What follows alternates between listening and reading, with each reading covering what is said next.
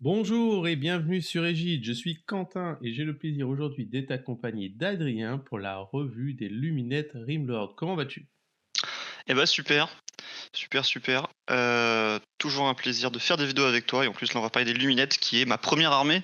On peut peut-être parler d'armée de cœur même s'il y en a d'autres qui l'ont remplacée depuis, mais une des armées que je préfère sur le jeu donc Qu'est-ce que c'est je voulais cool. dire? Comment toi tu voyais Luminettes sur ces nouveaux index? Est-ce que tu attendais? Et quelle est l'expérience que tu as aujourd'hui? Est-ce que tu as fait quelques parties? Comment tu te sens avec? Comment tu sens l'armée?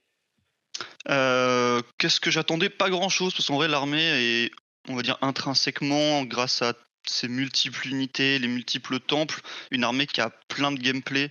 Tu du tir, t'as du corps à corps tanky, t'as de la vitesse, t'as de la magie donc l'armée a toujours eu de quoi faire. L'armée a toujours été bonne, voire très, très bonne dans la méta. Donc je m'attendais à ce que ça reste la même chose et on va en parler, pas déçu. Le L'index est très fort, trop fort pour l'instant probablement. En grande partie, hem on va dire non, c'est pas en grande partie, je vais dire qu'elle profite très, très bien des règles de manifestation du moment, ce qui la rend encore plus forte. Mais même voilà, de base, les règles de Luminette sont très, très très, très bonnes. J'ai fait 2 parties avec, 2-3 parties avec, c'est super fort, c'est un plaisir à jouer. Par contre, c'est assez élitiste, tu pas grand chose sur table, c'est le cas de beaucoup d'armées en ce moment, mais voilà. Tu des unités qui sont quand même relativement fragiles, même si elles ont plein de moyens d'être protégées, mais faut pas se planter. C'est une armée qui permet pas trop d'erreurs, même s'il y a quand même, grâce à la puissance de l'index, une marge de manœuvre, mais donc non, non, une armée très, très agréable à jouer qui pour l'instant est trop forte et j'espère même si, en tant que joueur luminette, c'est cool d'avoir une armée qui est très forte, mais c'est jamais agréable d'avoir un truc qui est trop, trop fort. Donc, j'espère que ça va être descendu un petit peu dans les facs à venir. Bah, c'est vrai qu'on le voit sur les résultats à l'international, Nighthaunt, Luminette, Ogre, c'est des armées qui se positionnent souvent sur beaucoup de victoires pour très peu de défaites. À la première lecture de l'index, on se rend compte qu'aussi on peut facilement, je trouve, réaliser 5 tactiques de bataille sans trop se casser la tête. Oui, en fait, tu as une mobilité qui vient de plusieurs unités, plusieurs possibilités, qui est indécente. Vraiment, on peut parler, je pense, de la meilleure mobilité du jeu actuellement et largement. Donc, ça te permet d'être où tu veux, quand tu veux. Donc, pour faire les tactiques qui sont beaucoup de placements actuellement, c'est royal. Donc, ouais, tu les fais bien. Complètement. Allez, on va pouvoir du coup plonger dans les traits de bataille. Donc les traits de bataille de Lumineth Rimlord ont la particularité d'être, à part Lightning Reaction, donc qui vous dit que quand vous combattez, vous allez pouvoir faire combattre une autre unité juste après avoir combattu. Cependant, si jamais vous êtes en Fight First, vous ne pourrez pas faire Fight First et une autre unité, il faut être sur le même palier de, Ouais, parce qu'en fait, de contrairement aux combat. petits héros qui embarquent une unité avec eux pour taper, là, en fait, tu dois choisir instantanément les 2 unités. Donc en fait, les 2 doivent être éligibles au moment où tu choisis la première. Alors tu pas obligé de le faire, hein, hem, mais donc voilà, ça a des avantages et des inconvénients. Celui que tu as cité est un inconvénient, tu peux pas, emporter une unité strike first et une autre. Mais par contre, tu peux, par exemple, activer 2 unités et si la première tue la cible et que la deuxième n'est potentiellement plus éligible pour combattre parce qu'elle a pas chargé et qu'il y a plus personne à 3 pouces d'elle, bah, comme tu la piques avant, elle peut quand même combattre. Ça, c'était déjà le cas en V3 et avec ce wording là, en fait, c'est pareil. Tu choisis tout de suite tes 2 unités et elles combattront quoi qu'il arrive. Donc c'est sympa. C'est sympa, c'est la même chose qu'en V2 et V3, c'est ça et l'avantage, c'est qu'en plus, là, le BT a chopé des unités qui tapent très, très fort au corps à corps, ce qui était pas forcément le cas avant. Donc là, tu vas pouvoir faire taper 2 immenses marteaux l'un après l'autre, heu, ce qui est violent, quoi. Tout à fait. Puis en plus, ça te permet de faire les tactiques, 2 unités qui combattent, sans avoir de «perte» entre guillemets. Tu peux facilement Ouais, setup ouais, ouais, c'est ça, et ça reste dans cette idée de, voilà, les elfes tapent très vite, ouais, c'est voilà, une règle historique, Luminette, mmh, donc exactement. pas surprenant. Ensuite, le reste de vos traits de bataille sont, des temples, on va dire ça, on appelle ça des Facets of the War. Donc c'est des bonus qui vont s'appliquer sous condition d'avoir le bon mot-clé et donc vous allez pouvoir, bénéficier de ça sous condition. Vous avez donc celle des Vanari, qu'on appelle qui est la Shining Company, donc ça a toujours le même nom, donc c'est -1 touche pour les attaques qui ciblent cette unité. Ouais, donc en gros, voilà, pour le redire, il y a 5 traits de bataille. Il va falloir en choisir un par round, en fonction de ce que tu joues et on le va voir après, les sous-factions te permettront d'en avoir un Un deuxième. deuxième. Et on commence par sûrement un des 2 plus forts, la Shining Company. Donc les Vanari, globalement, c'est tous les piétons, donc les Warden, les lanciers, les archers, les cavaliers, les Dawnriders. Il y a aussi les Blade Lords et il y a quelques petits héros qui sont Vanari, donc qui en bénéficient. Et t'as -1 pour les toucher, t'as pas de jet de dés à faire, il y a aucune condition. C'est trop fort. Sachant qu'on le verra, les Warscroll Vanari sont très très bons, voire peut-être les meilleurs du BT. Donc globalement, tu vas avoir -1 pour être touché sur toute ton armée, tout le temps, en choisissant ça. C'est une des règles qui rend Luminette extrêmement fort actuellement. Sachant que les -1 pour et le +1 pour toucher sont pas légion dans le jeu, hein. On a le CP, mais à part ça, il y a quelques petits buffs, mais c'est rare, donc le compenser, c'est souvent chiant. Donc c'est une super règle de dingue, ce qui augmente ta tankiness, énormément. Complètement. Puis en plus, ça s'applique, c'est à tir et combat, c'est force Ah ouais, attaque. ouais, Donc c'est c'est tout le même temps. pas limité à une phase entre guillemets, donc oui, Non, oui, c'est super fort. c'est vraiment très, très fort. La deuxième, c'est celle, du vent, donc là, c'est pour les Huracans, qui vous demandera de choisir 3 unités Huracan et une fois qu'elles auront fait leur, shooting attack, elles pourront se refaire un mouvement, un «normal move» entre guillemets, Alors t'as pas pour se besoin d'avoir fait repositionner. ta shooting attack, Mmh. c'est juste que t'as pas le droit de tirer après. Mais t'es pas Ah obligé oui, de ouais. tirer à un Mmh. moment. Tu peux voilà, en fait, ça donne un deuxième move en phase de shoot. Et tu peux pas tirer après. Donc en fait, tu peux pas bouger en phase de move, Move, bouger en phase de rebouger. tir, puis tirer pour aller Ouais, chercher un truc super loin. Mais tu peux bouger, tirer, revenir en arrière ou bouger, bouger. Ce qui est très très bien en fait, ça donne une mobilité même sensible qui est indécente. Donc ça fonctionne sur Sévirette, les esprits du vent, sur les Wind Chargers, la cavalerie du vent, et ça marche sur le petit Wind Mage. Il faut pas oublier parce que si tu le joues, ça peut lui donner une très très bonne mobilité. Et en fait, ça te permet la règle telle qu'elle est compréhensible facilement, c'est t'avances, tu tires, tu recules. C'est déjà très fort, mais tu peux avancer, tirer, Ouais, réavancer sur un coin, charger après. Voilà, ça te donne vraiment une mobilité qui est débile. Les wind chargers bougent de 14, on le verra, il y a le moyen de les faire bouger de 18 voire de 21 dans le BT. Donc tu bouges de 21, tu tires, tu rebouges de 21, tu charges, tu pilines, t'es où tu veux. Tu commences dans ton coin de table, tu peux presque littéralement être dans le coin de table opposé. Pareil avec les esprits du vent. Donc c'est voilà, c'est une des règles qui donne une mobilité excessive à l'armée. Alors on peut pas tout avoir, hein. On va finir les facets, mais on va le voir, ça induit forcément un building d'armée orienté. On va vouloir jouer quasiment que du Vanari ou quasiment que du vent. On peut faire un hybride, mais du coup, à tous les rounds, tout le monde ne bénéficiera pas de tous les buffs. Donc voilà. Mais ça, cette règle est très, très forte. complètement. Complètement de pouvoir donner autant de mobilité, c'est Et surtout très plaisante à jouer. Enfin, la mobilité, enfin moi mmh, c'est ce que j'adore jouer dans le jeu, des trucs mobiles. Même si ça m'arrive de jouer des trucs statiques, hein, mais quand tu joues des trucs mobiles, c'est super plaisant. Tu fais pas forcément beaucoup de dégâts, même si là t'en fais des dégâts très corrects, mais pouvoir bouger partout où tu veux, c'est trop plaisant, quoi. complètement.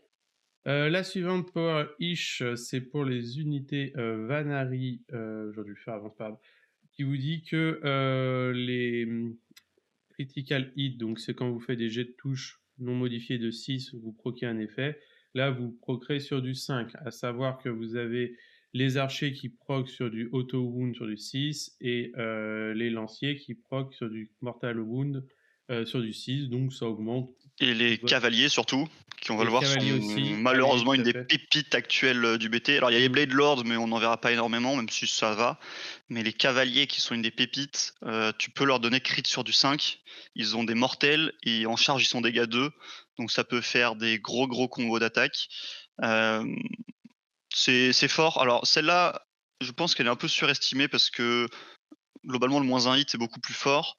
Et alors, si tu joues que des Vanari, tu seras toujours en -1 hit et une unité en crit 5 parce que tu peux en avoir deux.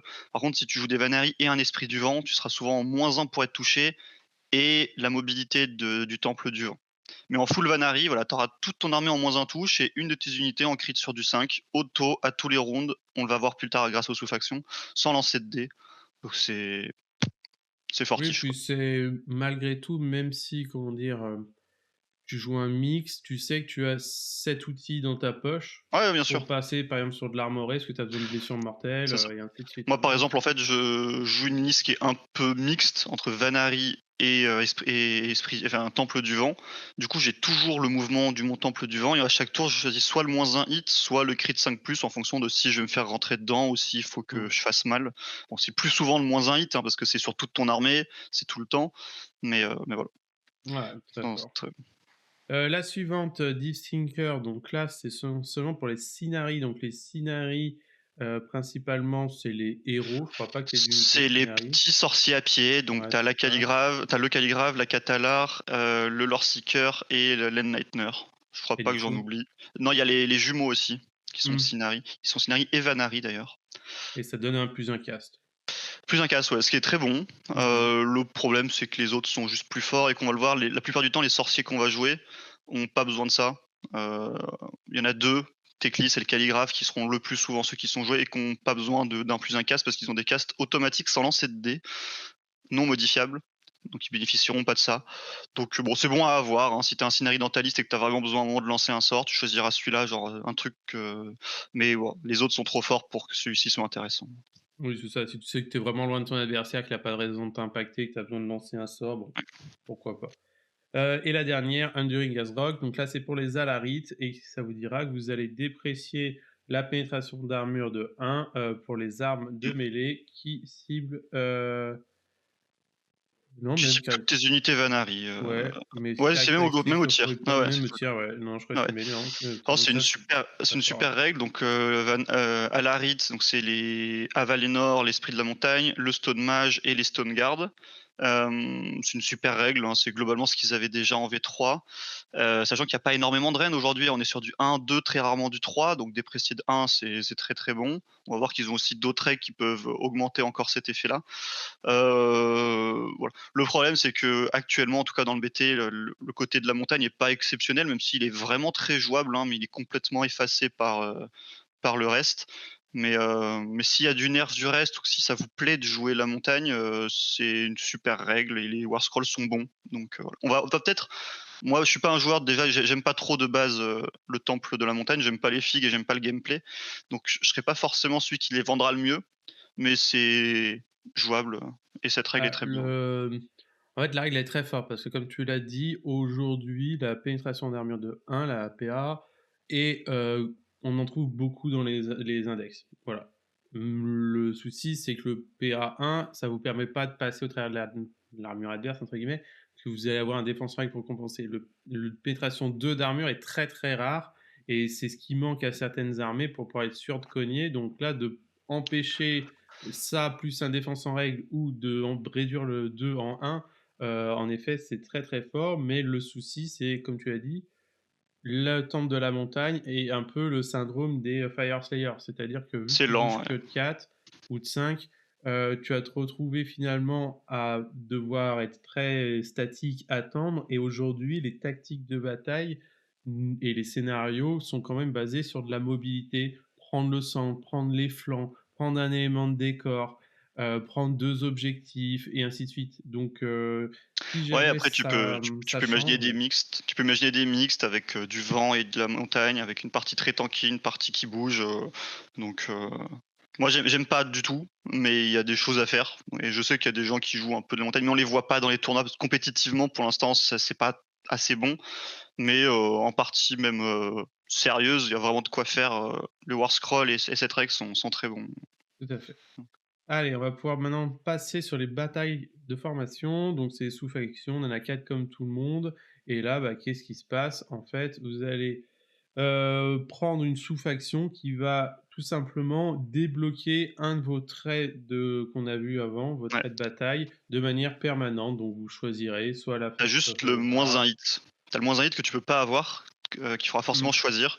Mais les autres, le plus un cast, le crit sur du 5, le moins un rend et le mouvement des Hurricanes, et bah voilà, tu l'auras tout le temps. Alors, il faudra le choisir, mais enfin, il faudra le choisir, il faudra le préciser, mais cette règle te permet de le prendre gratuitement en plus d'un autre. Alors, il y a un petit bug actuellement qui, en fait que tu peux, grâce à ces traits de bataille, potentiellement choisir 2 fois le même effet. Par exemple, si tu prends le temple Huracan en sous-faction, concrètement, rien t'interdit de choisir aussi entrée de bataille, le truc du vent. Mais dans la plupart des tournois et même les gros joueurs qui perfent en luminette, des infos que j'ai ne le font pas parce que c'est bizarre et ça risque d'être fake, soit par game, soit par les tournois. Donc voilà. Mais actuellement, c'est pas clair parce qu'ils disent, en plus de l'autre facette que tu choisis, mais il y a pas écrit Mmh. d'un autre différent, donc Oui, puis c'est des petit bug. passifs, les autres c'est pas des passifs, donc vu que tu as pas le droit de bénéficier de 2 passifs, mais vu que les autres c'est pas des passifs, ouais, Ouais, mais c'est c'est chelou. des unités qui peuvent pas se Mmh. servir de 2 passifs en soi. Si tu choisis Power of Fish sur 2 unités, il n'y en a aucune qui a bénéficié de 2 passifs, donc Ouais. non, c'est pas clair, mais bon, faut pas le jouer comme ça, c'est pas ce qui est voulu. Ce qui est voulu, c'est que voilà, tu aies, un truc fixe et un autre que tu modifies. Mmh. Donc actuellement, le plus classique, c'est d'avoir, l'esprit du vent et -1 hit ou crit sur du 5 et -1 hit. Mais tu peux aussi avoir, une partie de montagne qui est en -1 rend, une partie du vent qui bouge 2 fois, ou une partie Vanari qui est en -1 hit pour avoir un truc tanky aussi. Donc il y a vraiment plein de petits combos à faire, même s'il y en a qui reviendront beaucoup plus que d'autres. Donc voilà, c'est des très bonnes sous-factions en fait, hein, qui permettent d'avoir de la flexibilité avec les traits de bataille donc Non, c'est vraiment bien pensé, c'est quand tu lis ouais. les traits de bataille, tu dis: «Ah, je peux en avoir qu'un seul, c'est frustrant» et en fait, la sous-faction te permet de tricher et d'en prendre 2 et c'est là où le cœur de l'armée se développe, en fait, Yes. ce qui fait que même si tu joues mono, elfe de base, tu as en permanence le ward crit à 5 et le -1 touche donc tu es content là aussi, quoi. Ouais, ouais, non, c'est ce qui est le plus joué, hein, et c'est très fort donc Mmh. Ah et maintenant on va passer sur les traits héroïques et artefacts, donc les optimisations, donc pas de traits de monture pour le moment, mais nous avons du coup, un bon en échantillon de 3 choses. Qu'est-ce que toi tu préfères dans ce panel de 2 fois 3 et qu'est-ce que tu mettrais «à la poubelle» entre guillemets? alors en très héroïque, il y en a un qui resso enfin 2 qui ressortent du lot, et un qui est poubelle. Donc celui qui est poubelle, on va dire, c'est celui qui te permet une fois par bataille de relancer soit un sort, soit une charge. C'est pas dingue, sachant qu'on a accès à une autre façon de relancer les sorts et que comme je l'ai dit, la plupart des listes jouent des sorciers qui ont pas besoin de reroll parce qu'ils lancent pas de dés. Hem, c'est pas dingue. Bon, si c'était, s'il y avait rien d'autre, ça serait pas mauvais, mais les 2 autres sont vraiment bons. Le premier, c'est un classique, hein, il y a plusieurs BT qui l'ont d'une façon ou d'une autre, c'est un redéploy automatiquement à 4. Il y a aucune condition, c'est sur, tous les lunettes. Alors, faut que tu sois entièrement à 12, du porteur, du trait de bataille, hein, du trait héroïque, mais il y a pas de condition de temple ou quoi que ce soit. Donc c'est très, très fort. En redéploy auto à 4+, c'est toujours bon. Et le deuxième, c'est pas mauvais, même s'il y a pas d'excellents porteurs. C'est une fois par partie, au lieu de combattre, tu fais D3 plus 3 BM. Heu, sur un petit sorcier, ou on le verra sur un lord régent qui fait quelques dégâts, mais pas autant que 3 plus D3 BM. Ça peut être clutch à un moment pour aller chasser un petit truc ou voilà. Ce Les 2 sont vraiment bons. Moi, je préfère le redéploy avec le genre de liste que je joue. Mais le 3 plus des 3 BM, pour aller chasser un petit perso ou achever une petite unité, sachant qu'on n'oublie pas qu'on active 2 unités en même temps, donc on peut activer sa grosse unité et son petit héros tout pourri qui va faire 3 plus des 3 BM en même temps. Donc voilà, les 2 sont bons. J'ai vu des listes avec les 2, Oui, sont puis chouettes. ça peut te permettre de faire la tactique de bataille, de tuer un héros au corps à corps. Mmh. Voilà, tu sais que c'est un corps attack fight au corps, donc c'est corps à corps, donc là tu peux, utiliser ça fiabilise un peu tes dégâts, quoi. Yes. Et les artefacts, ils sont tous pas mal. Moi, j'en ai un que je préfère aux autres, mais ils sont vraiment tous pas mal. Le premier, c'est la Phoenix Stone. Alors, elle est moins bien qu'en V3. C'est le porteur. La première fois qu'il va mourir, tu lances un dé sur un 3+, il meurt pas, il revient avec un PV. Euh, donc, sympa. Si t'as un sorcier très synergisant, voilà, c'est ça. Mais bon, c'est un 3+, il revient avec un seul PV. Mais bon, ça peut permettre ça peut faire rater déjà une tactique de bataille parce qu'il est pas détruit. Donc c'est pas mauvais. Mais bon, les autres sont plus fiables et plus stables. Euh, le deuxième, c'est mon préféré. La Silver Wand, ça te fait passer sorcier niveau 2. C'est super fort. Ah bah, c'est exceptionnel, ouais. Enfin, ou sorcier niveau 1 d'ailleurs, ça peut permettre Mmh. à un petit héros qui est pas sorcier, genre une bannière qui est pas mal, de devenir sorcier niveau 1. Donc c'est vraiment très très très très bon. On va le voir, on a des super sorts et en plus il y a les manifestations, donc voilà. Et le dernier qui est pas mauvais, j'ai vu une ou deux listes avec. et ça apporte des combos possibles avec des petits héros parce que là, ça donne une TP une fois par partie, il y a plus de 9 de l'adversaire. Donc ça peut te permettre de te TP, d'aller chercher une unité pour lui mettre un buff au tour d'après ou autre. Moi, j'aime pas trop parce que tu as déjà assez de mobilité dans l'armée et que gagner un niveau de sorcier, c'est trop fort, mais c'est pas mauvais. Donc je serais pas étonné d'en voir aussi. Donc moi Non, mais perso, je joue Silver Wand et Masterful Tacticien. Tu as un sort en plus et un redéploy à 4 auto, c'est ah bah, je suis tout à fait encore d'accord avec toi. Le plus un de sorcier, on aimerait vraiment l'avoir dans beaucoup de BT. Malheureusement, on n'en a pas assez, on ouais. va dire. C'est l'ancienne Arcane Tome, entre guillemets. Et le Waystone est pas mal parce qu'en fait, vous avez beaucoup d'occurrences de cette règle-là, mais qui s'applique sur un putain de 3 plus sa mère. C'est vrai. Là, c'est auto, donc ça peut Ouais, s'entendre, ouais. ouais, ouais. Mais voilà, en fait, tu as déjà tellement de mobilité, tu as Ouais. déjà accès à un Mmh. TP dans le jeu, tu as une unité qui se TP aussi. Tu as pas forcément besoin. Alors qu'un niveau de sorcier, bah, ça coûte 120 points en fait, un minimum, Mmh. d'avoir un sorcier. Ça te coûte un slot de perso, donc ça te coûte là, tu as gratos, moi je trouve ça trop fort, hein.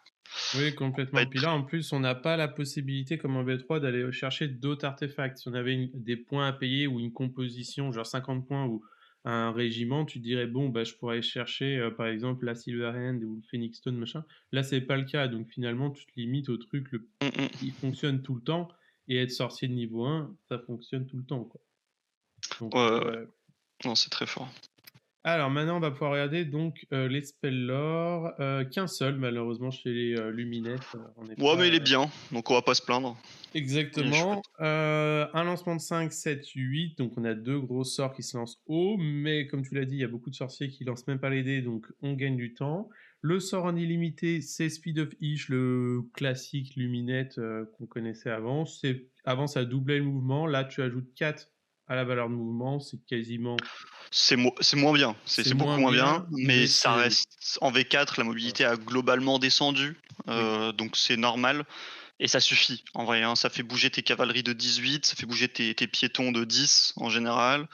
Ça reste suffisant. C'est un unlimited, donc tu peux possiblement avoir plusieurs unités qui l'ont, mais bon, il faut avoir plusieurs sorciers. Les sorciers sont chers. Tu auras 2, maxi 3 sorciers par liste, et vraiment maxi, hein. Donc tu auras 1, 2 ou 3 unités qui l'auront, mais c'est super bon. On rappelle qu'on ne peut pas le stacker sur la même unité parce qu'une fois que tu as le +4, c'est un passif. On peut pas avoir plusieurs fois le même passif. Hem, mais c'est super fort, un Ah des oui, complètement. très, très bon. Complètement, complètement. Ensuite, vous avez Overwhelming Hit, qui là a une portée de 18 sur un ennemi et vous divisez le mouvement jusqu'à la prochaine phase de héros. Et en plus, si votre jet, vous jetez un dé sur un D3, et si vous battez la caractéristique de sauvegarde de l'adversaire, vous infligez des 3 Ouais, blessures mortelles. Les D3, c'est un peu plus anecdotique, mais divisé par deux le mouvement, ouais, bah, on c'est très avait fort. déjà en V3, c'était très très fort. Ouais, ouais, ouais, c'est effectivement le même sort qu'en V3 avec le même effet sur les BM. C'est vraiment super bon. En plus, ce qui est rigolo, c'est que tu peux le lancer à ton tour sur une unité et au tour adverse, tu le lances sur une autre unité avec ton CP. Mm. Si tu as autre chose, le problème, c'est que tu auras plein de choses à faire avec tes sorts, hein. Donc lui trouver une place, souvent, ça sera dur. Mais avoir 2 unités en face qui bougent divisé par 2, sachant que toi, tu t'avances, tu tires, tu recules. Dans certains match-ups, ça peut faire des choses très, très rigolotes, hein. Le mec avancera pas. Super sort, Ah oui, complètement, parce qu'aujourd'hui, il faut se rendre compte que, comme tu l'as dit, de manière globale, vous avez beaucoup de cavalerie qui bougeaient à 14, sont passés à 12, les 12 à 10, les 10 ont resté à 10, sont pas diminués, mais voilà, on a besoin de mouvement, et même les archers qui maintenant tirent max à 18, entre guillemets, je mets des guillemets, mais globalement 18 c'est le plus loin que vous pouvez retrouver. Bah, quand vous commencez à même réduire des archers le mouvement, bah, ils sont beaucoup moins efficaces, et ainsi de suite, et ainsi de suite. Donc, ouais, c'est vraiment un et en plus lancement de 7, donc ce qui veut dire que votre adversaire doit faire un minimum 8, et 8, on a peut-être deux-trois index, 2-3 unités dans tous les index confondus qui ont des +1 à l'Unbind, donc c'est ouais, rare. c'est Ouais, très, très rare, ouais. Et le yes. dernier, c'est la protection of Ish, donc le classique Ward à 5 entièrement à 12 du porteur, Ouais. exceptionnel. Avant, il y avait le sort de base, c'était entièrement à 9 et Teclis avait entièrement à 18. Mmh. Donc là, ils ont fait un mélange, c'est entièrement à 12. Ça reste très, très, très, très bien, hein, donc voilà, c'est la deuxième façon d'avoir de la tankiness dans l'armée. Tu as -1 pour toucher et tu as une ward à 5 potentielle sur tout le monde. Les 2 combinés, c'est voilà, ça te commence à te faire des unités bien solides. Complètement. Moi, ce que je trouve très intéressant, en tout cas, sur ce qui a été proposé sur Luminette aujourd'hui, pour avoir beaucoup joué contre Luminette, fin V2, début V3 et la V3, c'est que souvent, on avait une phase de héros qui était très, très longue. En Oui, Luminette, c'était ça je vraiment confirme. chiant parce que toutes les unités étaient sorciers, chacune lançait son sort, fallait mettre des tokens, se rappeler qui fait quoi. Là, aujourd'hui, pour les débutants, vous avez 3 sorts qui sont bons, votre phase de héros va pas excéder, allez, 10 minutes max si, vous relisez vos notes. Et pour l'adversaire, c'est beaucoup plus agréable de se dire ok, j'ai la ward à 5 à bouger, j'ai le mouvement, et c'est tout, quoi, tu vois. Donc, je trouve ça bien. Alors c'est bien, moi personnellement, je trouve ça qu'on perd en richesse, hein, parce que jouer Ah Teclis bah, alors c'est c'est très agréable sûr. de jouer Teclis en varié très fort, mais jouer Teclis avec, 15 sorts à lancer, c'était un vrai casse-tête et c'était intellectuel et c'était génial. Et effectivement, les phases de héros duraient 45. Moi, les miennes, quand j'ai fait le championnat de France en luminette, la plupart du temps, ma première phase de héros durait entre 30 et 45 minutes sur 1 heure et demie, tellement elle était importante, impactante, synergisante. Et j'adorais ça, c'était vraiment parce que tu avais l'ATP, tu avais le double move, tu avais le machin, tu avais les endless, tu avais tellement de trucs à faire. Et puis tu réfléchissais à toute la suite de ton tour en phase de héros. Mais oui, tu as raison, il y a quand même de quoi faire, c'est plus simple, c'est plus lisible. Donc non, non, c'est très très bien. Alors maintenant, on va passer sur le Manifestation Lore. Alors le Manifestation Lore, on a discuté avec certains joueurs Luminette, ils m'ont dit qu'il était rincé de chez rincé. Est-ce qu'il est rincé parce que les sorts génériques sont trop forts, ou il est rincé parce qu'il est rincé? Qu'est-ce que t'en penses? Alors bon là sur cette slide on verra pas vraiment, il faudrait peut-être voir les war Ouais, scrolls. tout à fait. Parce que là, on voit que la façon de lancer. Donc il y a 3 endless et effectivement, il y en a 2 sur 3 qui sont rincés. Il y en a un qui est exceptionnel, mais voilà. Donc la première, tu veux revenir avant, les Twin Stones, ça rajoute un de cast à tous tes sorciers qui sont entièrement à 6 d'une manif qui bouge pas, donc ça t'oblige à être statique, ça t'oblige à gâcher un sort pour que les autres aient plus un cast. Et encore une fois, le même argument, la plupart des sorciers qu'on va jouer, Teclis et le Caligrave, ont pas besoin de ça, parce qu'ils castent auto. On le verra sur leur scroll, hein, s'ils castent pas tout, mais voilà. Donc c'est pas ouf. Si tu le joues, c'est pas mauvais, mais c'est pas ouf. La rune est très très bien. C'est sûrement un des meilleurs endless du jeu. Enfin, dans ce qu'elle fait, on va dire. Euh, Tu la poses, toutes les unités A6 sur un 2+, prennent D3 BM, et si elles en prennent 3, elles ont Strike Last. Ça fait beaucoup de dégâts.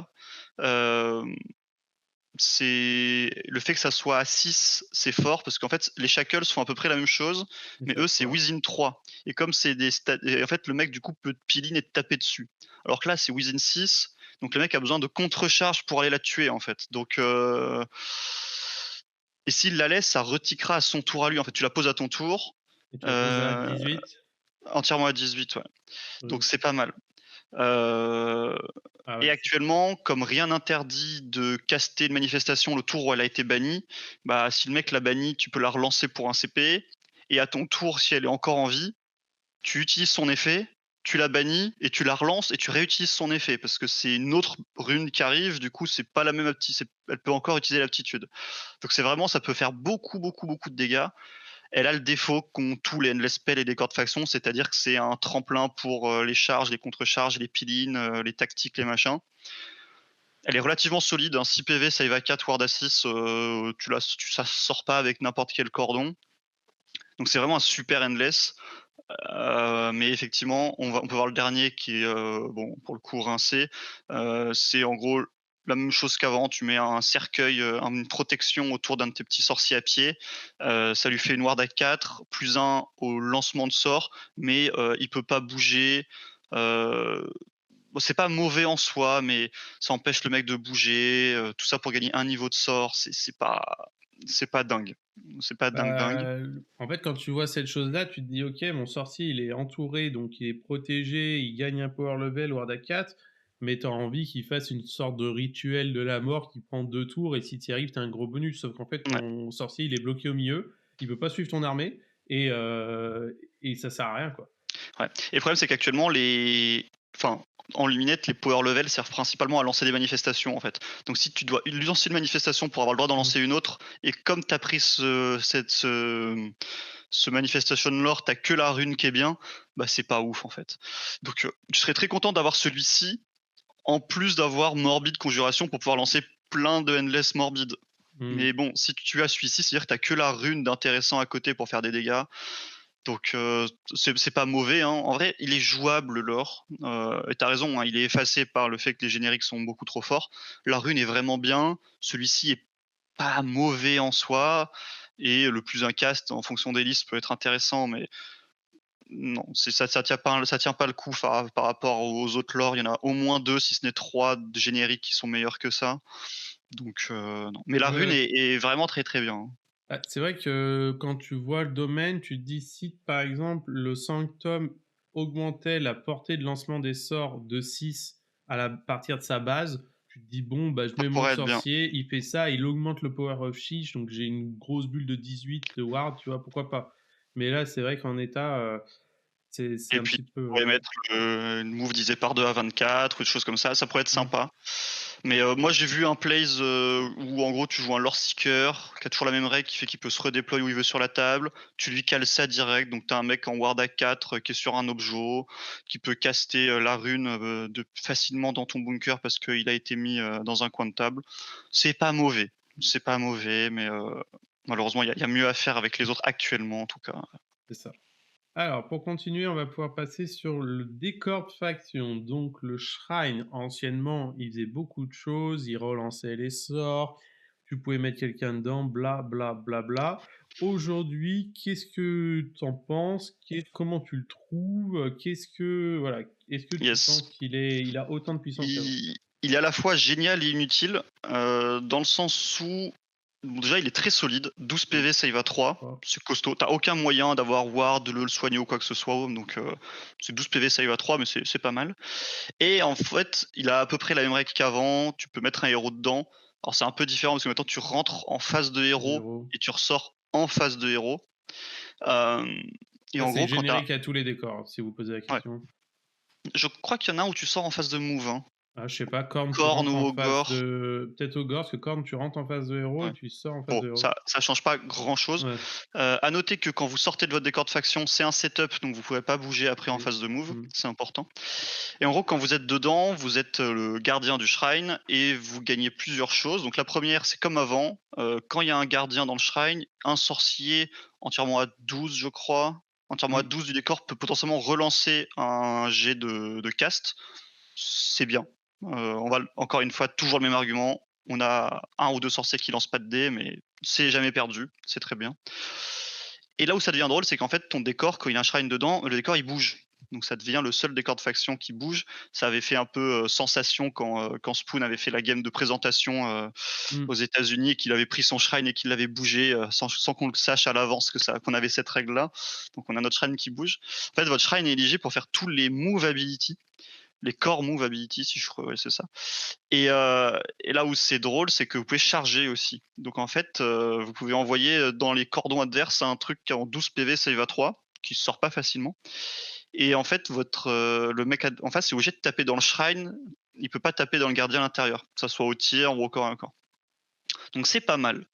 Euh, Le défaut, c'est que t'as pas forcément beaucoup de sorciers dans ta liste qui peuvent rentrer dedans parce qu'on va jouer souvent Teclis, on va jouer souvent d'autres qu'on a envie d'envoyer plus loin, mais c'est vraiment pas mauvais. Le défaut qu'il a aussi, c'est qu'en fait, c'est comme je l'ai dit pour les pour les manifestations immobiles, c'est un tremplin pour des charges. En fait, avant, tu le mettais souvent et ça donne envie maintenant comme bloquant devant ton château. Mais là, le problème, c'est que ça fait un tremplin pour charger à ton adversaire. Et c'est même pire que ça parce qu'il peut FEP à 9 de tes unités, mais si ton shrine est devant, bah, il a une charge qui est plus courte sur le shrine, après il peut pile sur tes unités derrière. Donc souvent, c'est plus un problème qu'autre chose. Mais c'est sympa. Le fait de pouvoir bouger, de pouvoir charger, c'est vraiment bien. Un petit bug d'ailleurs, hein, que certains ont vu, c'est que quand tu sors du shrine, tu n'es plus le gardien du shrine, mais si tu te téléportes en dehors du shrine, techniquement, tu es toujours le gardien du shrine. Donc c'est un peu con, mais Oui, on a voilà, le c'est un même petit glitch en Stormcast où tu invoques le Dace, tu montes sur le Dace. Du coup, le Dace dit que il ne peut pas être détruit à part être banish. Tu fais le mec qui est sur le Daze, et du coup, tu as un Daze qui ne peut pas être détruit à part en étant banish et qui a du mouvement, donc tu peux engager les mecs avec et il Ok, peut taper dessus, mais il peut pas mourir. Donc, j'avais pas oui, vu ça. Ouais. c'est ces petits glitches comme ça qui ont besoin d'être fac, mais si t'es pas trop, entre guillemets, voilà, si tu joues correct, Bah, on ouais, va non, dire. ça sera sûrement fac un jour ou l'autre et effectivement, t'as pas trop envie de faire ce genre de truc.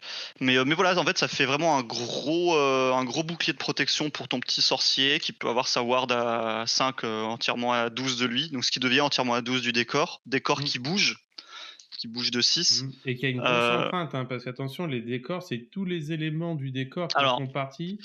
ça, ouais, c'est en discussion parce qu'en fait, maintenant, il y a d'autres règles qui font que ça va surmettre l'empreinte au sol, des décors maintenant qui va être pris en compte. En AOSFF, c'est le cas parce qu'en fait, maintenant, pour être au corps à corps, c'est considéré comme un cylindre infini, dans les règles. Donc en fait, tu pourrais potentiellement être à plus de 3 d'un décor, mais être quand même engagé avec lui parce que, le cylindre infini, il est à 3 de lui. Donc ils ont dit que maintenant on regardait l'empreinte au sol, du shrine par exemple. Mais bon, ça revient à peu près au même que ce que tu as dit, Mm. et c'est du détail de règles. Mais oui, ça fait une grosse empreinte, clairement. Hem, donc non, c'est un très bon décor de faction. Malheureusement, dans certains archétypes, tu auras même pas envie de le poser parce que tu pourras pas mettre un mec dedans et que c'est pas très bon maintenant pour faire un bouclier de protection parce que souvent ça va plus aider ton adversaire qu'autre chose. Mais c'est un très bon décor de faction. Bah, c'est vrai que si, entre guillemets, tu as la possibilité c'est bizarre ce que je veux dire, hein, mais de le faire bouger sans mettre de héros dedans, tu pourrais éventuellement essayer de faire des tricks, le faire bouger dans un coin de la table et tout, mais là, payer un Ouais, t'es mec obligé d'avoir un dedans, héros dedans. Le problème, c'est qu'on n'a pas beaucoup de héros. La plupart du temps, on aura un, maxi deux sorciers à pied. En mettre un dedans qui reste coincé dedans. Bon. Mais voilà, son plus gros défaut, c'est d'être un décor de faction et donc d'être chargeable. Et ça, mmh. c'est un problème. Oui, oui, complètement. Quand vous faites vos parties, 2, 3, 4, 5 parties, vous vous rendez vite compte quand vous avez de la cave ou de la faible que vous pouvez, bah, charger facilement ce genre de choses-là. Les décors font très, très facilement la tactique 2 unités qui combattent sans mourir Ouais. parce qu'en fait, ça vous renvoie pas de coups et 12 PV en CEVA3 à moins d'avoir une Death-Star, vous le cassez pas, vous mettez 2 sorciers dessus, ça va très bien. Donc en effet, ouais, oui, et ces choses-là, ça rebondit et tout, donc faut attention, c'est à double Mais il y a tranchant. des choses à faire avec. Il y a vraiment des choses à faire avec. C'est pas mauvais. Alors, on va pouvoir passer maintenant aux, Ah oui, unités. si, petit détail, Ouais. parce que même moi, je l'avais pas vu Mmh. en première lecture de règles. Quand t'es dans un décor de faction, t'as pas le droit de taper. Donc t'as pas Ah le droit de oui, mettre un héros alors dedans. ça, attention, oui, voilà, j'aurais dû le dire. C'est pareil pour tous, ces Ouais. Oh, trucs-là. c'est Les règle de décors base, de ça. faction, ouais, quand vous rentrez dedans, vous n'êtes pas ciblable, mais du coup, dans l'autre sens, vous ne pouvez pas taper non Ouais. plus. Donc Parce par qu'on peut mettre exemple, Eltarion dedans, hein, donc t'aurais très envie mmh, d'avoir Eltarion avec un bouclier de protection de 12 PV save à 3 qui peut taper les mecs. Non, t'as pas le droit de combattre si t'es dedans. ouais, voilà, Heureusement.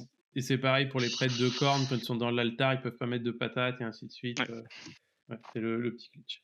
Alors donc les, war scrolls, donc je les ai réorganisés. On va commencer par, les héros avec, la sous-faction des elfes et ensuite on fera, de mémoire, le vent et après, la pierre. Donc on Yes. commence avec, l'archimage Teclis, 590 points, sorcier de niveau 4, ward à 5. Il a pris le petit bonus, de tous les, démons majeurs, on va dire, ces grosses pièces-là. Comment tu le trouves? Est-ce que tu penses qu'il est auto? À un moment, il était auto, après on l'a moins vu sur la fin de B3 parce que, bah, la magie était plus forte, on va dire, du coup, il était moins intéressant.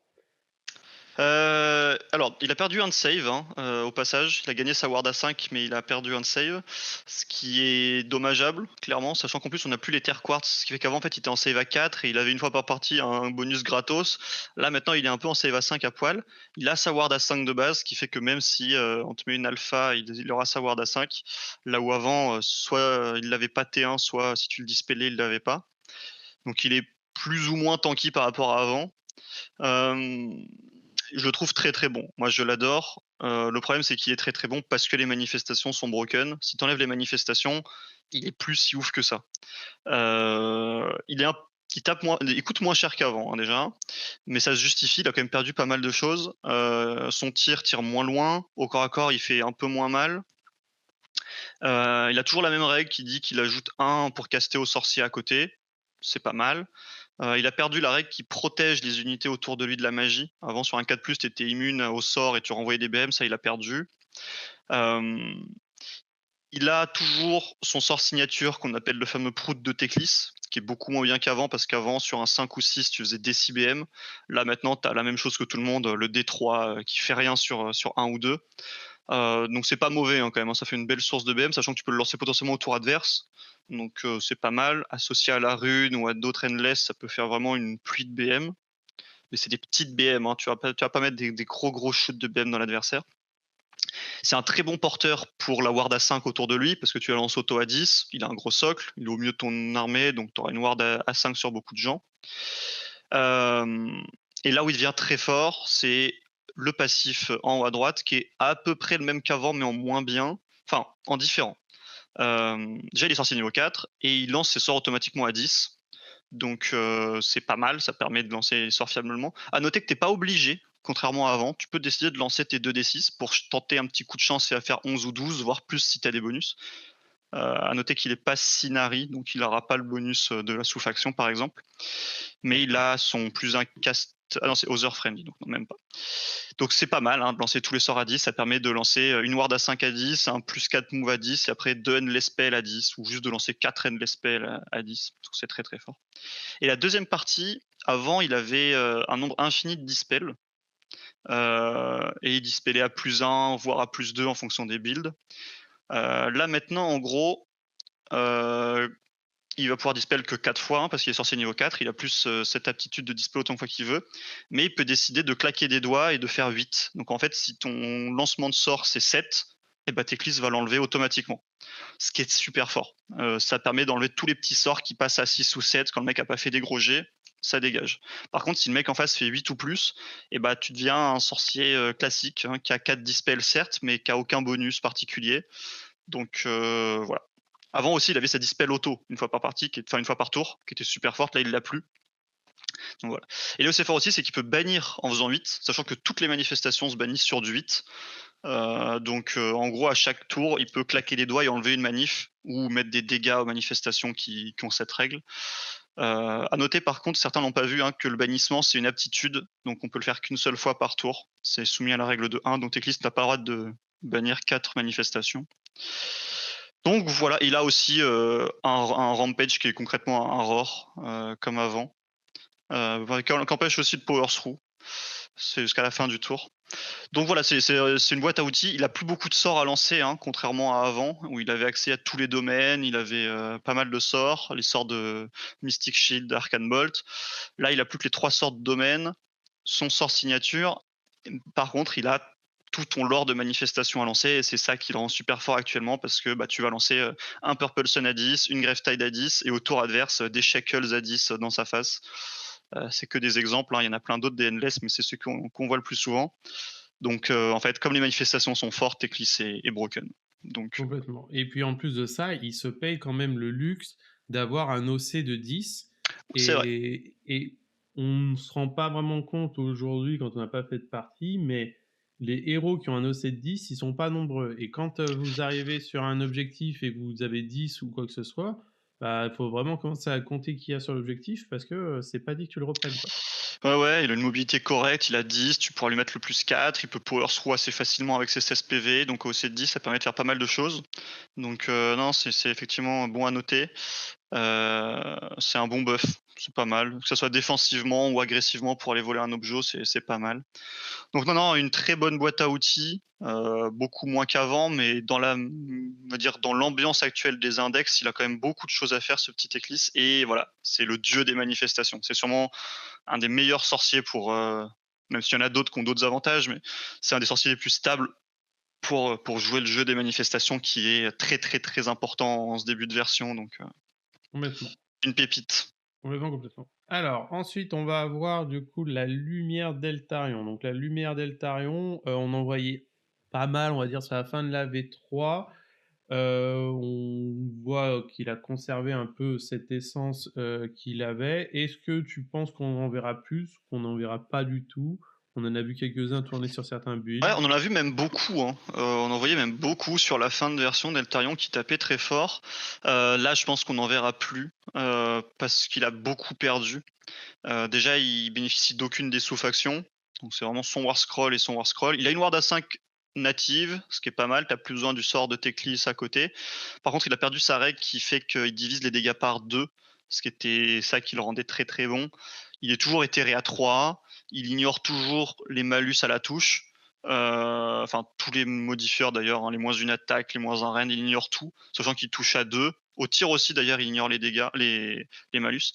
Mais il a gagné un tir qui est correct, hein, mais sans plus non plus. Mais en fait, il a perdu son aptitude qui faisait des CBM potentiels sans que ça soit un tir, donc il permettait de sniper les petits héros ou autres. Donc voilà, il a beaucoup perdu. Il tape moins fort qu'avant, même s'il tape quand même correctement pour un petit sorcier, un petit héros à pied. Mais non, il est pas mauvais, hein. Ça fait quelques dégâts, mais le problème c'est qu'actuellement, dans l'idée de faire des dégâts, il y a mieux que lui dans le BT. Là où avant, pour faire des dégâts au corps à corps, il y avait pas beaucoup mieux que lui. Là maintenant, on a les Dawn Riders qui sont devenus une bonne unité d'impact, donc il l'efface un peu. Mais si les Dawn Riders se font nerf, peut-être que Eltarion gagnera un peu d'intérêt pour aller faire des dégâts. Parce que 4 patates en 2-3, moins 3-3, crit de 8 qui peuvent pas être affectés de quelconque façon, c'est clairement pas mauvais, hein. Non, non, c'est Donc peut-être un ouais. peu cher en effet de se Ouais, pour dire. l'instant, par rapport au reste, c'est un peu cher. En fait, il a le souci qu'il en save à 3 éthéré, donc ça c'est très fort, et en Ah rade ouais, à 5, donc ça tank, hein, c'est une super pièce. ça tank. Mais bon, ça, 6 PV, tu rates quelques G, ça part très très vite, hein. Ouais, c'est Avant, ça. le dégât divisé par 2, rajouter une couche de protection, quoi. Mmh. Et donc, ouais, il est bien sans être exceptionnel. Juste, je rajoute sur Teclis, j'ai oublié un Mmh. truc. Il a Ouais, un défaut et un avantage. Le premier, c'est que en luminette, c'est très chiant. En list building, lui, il peut prendre toutes les unités du oui, BT. c'est War Master. Alors, tous les War Masters ne l'ont pas cette règle, hein. On va voir, il y a certains War Masters qui l'ont pas, notamment Sévirette. Ah Hem, oui. mais lui, il peut embarquer. Et par contre, son défaut, c'est d'être War Master. Donc c'est forcément dans la plupart des listes, sauf si tu joues Sévirette justement, ça sera forcément ton général. Et du coup, bah, il prendra les plus 1 hit, plus 1 bless de tous les archers en face. Et 16 PV save à 5, Ward à 5, ça fond assez vite. Donc c'est un défaut. Mais il peut prendre toutes les unités du BT, ce qui est très très bien en luminette, parce qu'il y a il y a un peu de casse-tête de list building. Très bien. Oui, c'est la difficulté de la V4 pour certaines armées. Attention, c'est pas le cas pour tout le monde, mais en effet, si tu vas aller chercher un archétype d'unité et que les héros qui l'accompagnent sont rincés, tu es obligé de Yes, passer par une taxe comme ça. c'est ça. Allez, donc Eltarion, c'est fait. On va pouvoir passer du coup l'Uriot Utala, donc c'est la version nommée du Lord Régent. On peut faire les deux en même temps si tu le souhaites. Alors, ils sont devenus très différents. Avant, ils avaient Mhm. c'était les mêmes quasiment. Là, ils sont devenus assez différents. Donc Lyrior, elle tape un peu parce que contrairement au Régent, elle a un petit tir et une attaque en plus au corps à corps qui est anti-démon, charge plus un dégât, donc il fait quand même des bons dégâts. Donc ça tape pas mal avec une mobilité de 14 et 7 PV save à 3, c'est bien. Euh, Elle a, comme à Bastion par exemple, un all-out attack gratuit, entièrement à 12 d'elle, donc il coûte pas de CP. C'est vraiment bon, ça Pour les t'économise âneries, ouais. ouais, potentiellement, si je dis pas de bêtises, 2 CP par tour parce que tu peux utiliser tout le temps, il n'y a pas de Ouais, ouais, non, limitation. non. Non. Donc tu as une unité d'archer, tu tires en plus un hit gratos, au corps à corps, tu tires en plus un hit gratos. C'est vraiment une bonne règle. Euh, et en phase de héros, elle a le sort qu'on avait déjà avant qui en gros fait soit des dégâts sur le nombre de figurines en face, soit met 3d6 à une manifestation, ce qui est pas perdu dans la méta actuelle. Non, non. Mais le problème c'est que voilà, elle synergise pas grand chose. Là on va voir que son copain le Lord Régent synergise une des meilleures unités du BT, donc Lyrior j'ai un peu de mal, mais elle est pas mauvaise. Le double all-out attaque gratos c'est vraiment bon. Le Lord Régent, donc il tape un peu moins parce qu'il perd les 2 profils d'attaque de la lame anti-démon, ou la lance anti-démon de Lyrior. Lui, il a une règle bon, qui est un peu bonus. Une fois par partie, tu as plus un cast et moins un pour être touché. Bon, c'est pas perdu, tu le déclares à ta phase de héros, c'est un peu le problème. À noter que les deux sont Vanari, donc ils auront très souvent un moins un pour être touché de base, Lyrior et lui. Et par contre, sa deuxième règle, c'est ça qui fait qu'il est pas mal joué en ce moment, accompagné par 10, 15, voire 20 copains Dawnrider. C'est qu'une fois par partie, en phase de charge, il dit lui et 2 unités de Dawnrider à côté vont pouvoir relancer leur charge, ce qui est super fort, et avoir plus d'une attaque. Et on va le voir quand on verra le War Scroll des Dawnrider. Les Dawnrider sont très très très létaux en charge.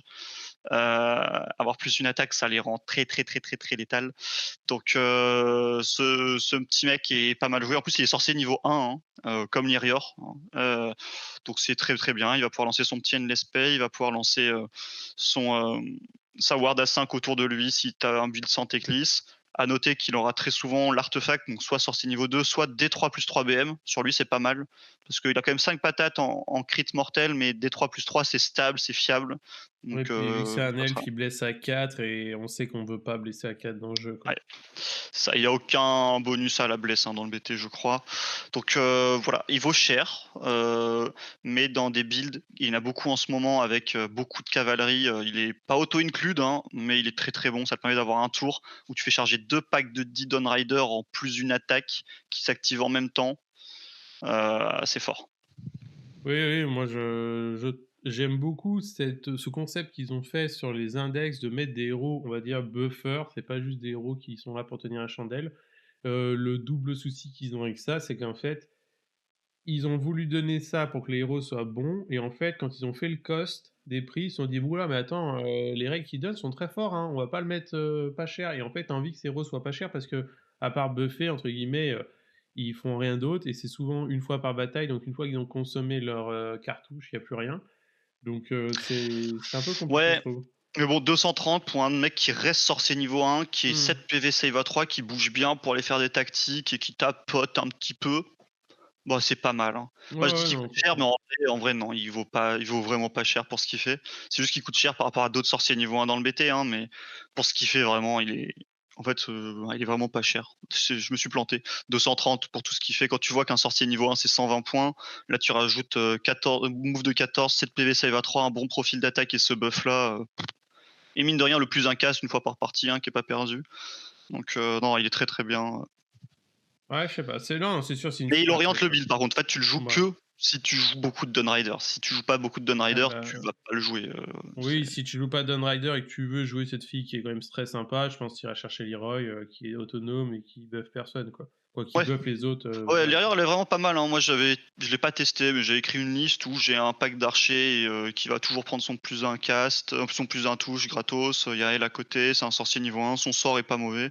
Oui, puis elle Moins un pour blesse être à touché. 3, c'est mieux que le reste. Ouais, elle tapote, hein, vraiment elle Mmh. tapote pas mal. Donc ouais, non, non, c'est les 2 bons war scroll, mais actuellement, ouais, le Lord Régent est dans beaucoup, beaucoup de listes. Ensuite, nous avons du coup la Catalar. Donc Catalar, c'était la personne qu'on détestait parce qu'elle faisait fuir nos unités, cette connasse. Ça fait longtemps que c'était plus le cas depuis Ouais. le dernier BT, mais dans l'ancien BT, effectivement, elle avait cette règle qui faisait que tu fuyais, de ouf. Elle avait toujours par contre son sort signature qui faisait un mini Bellacore sur une unité. C'est ça Mmh. qui la rendait très, très forte. Donc à chaque fois que tu voulais faire une action, elle lançait 2 dés. Si elle faisait plus que ta bravoure, tu la faisais pas. Elle l'a perdu, cet effet.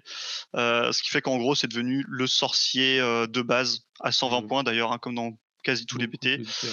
Le petit sorcier niveau 1 de base, elle a quand même 2 petites règles sympas, mais pas ouf. La première, c'est qu'elle met, sur un 3+, moins D6 de contrôle à une unité adverse à ta phase de héros, à 12 pas. Bon, 12 pas, c'est un peu proche, hein, pour un petit sorcier comme ça, mais c'est pas perdu comme règle.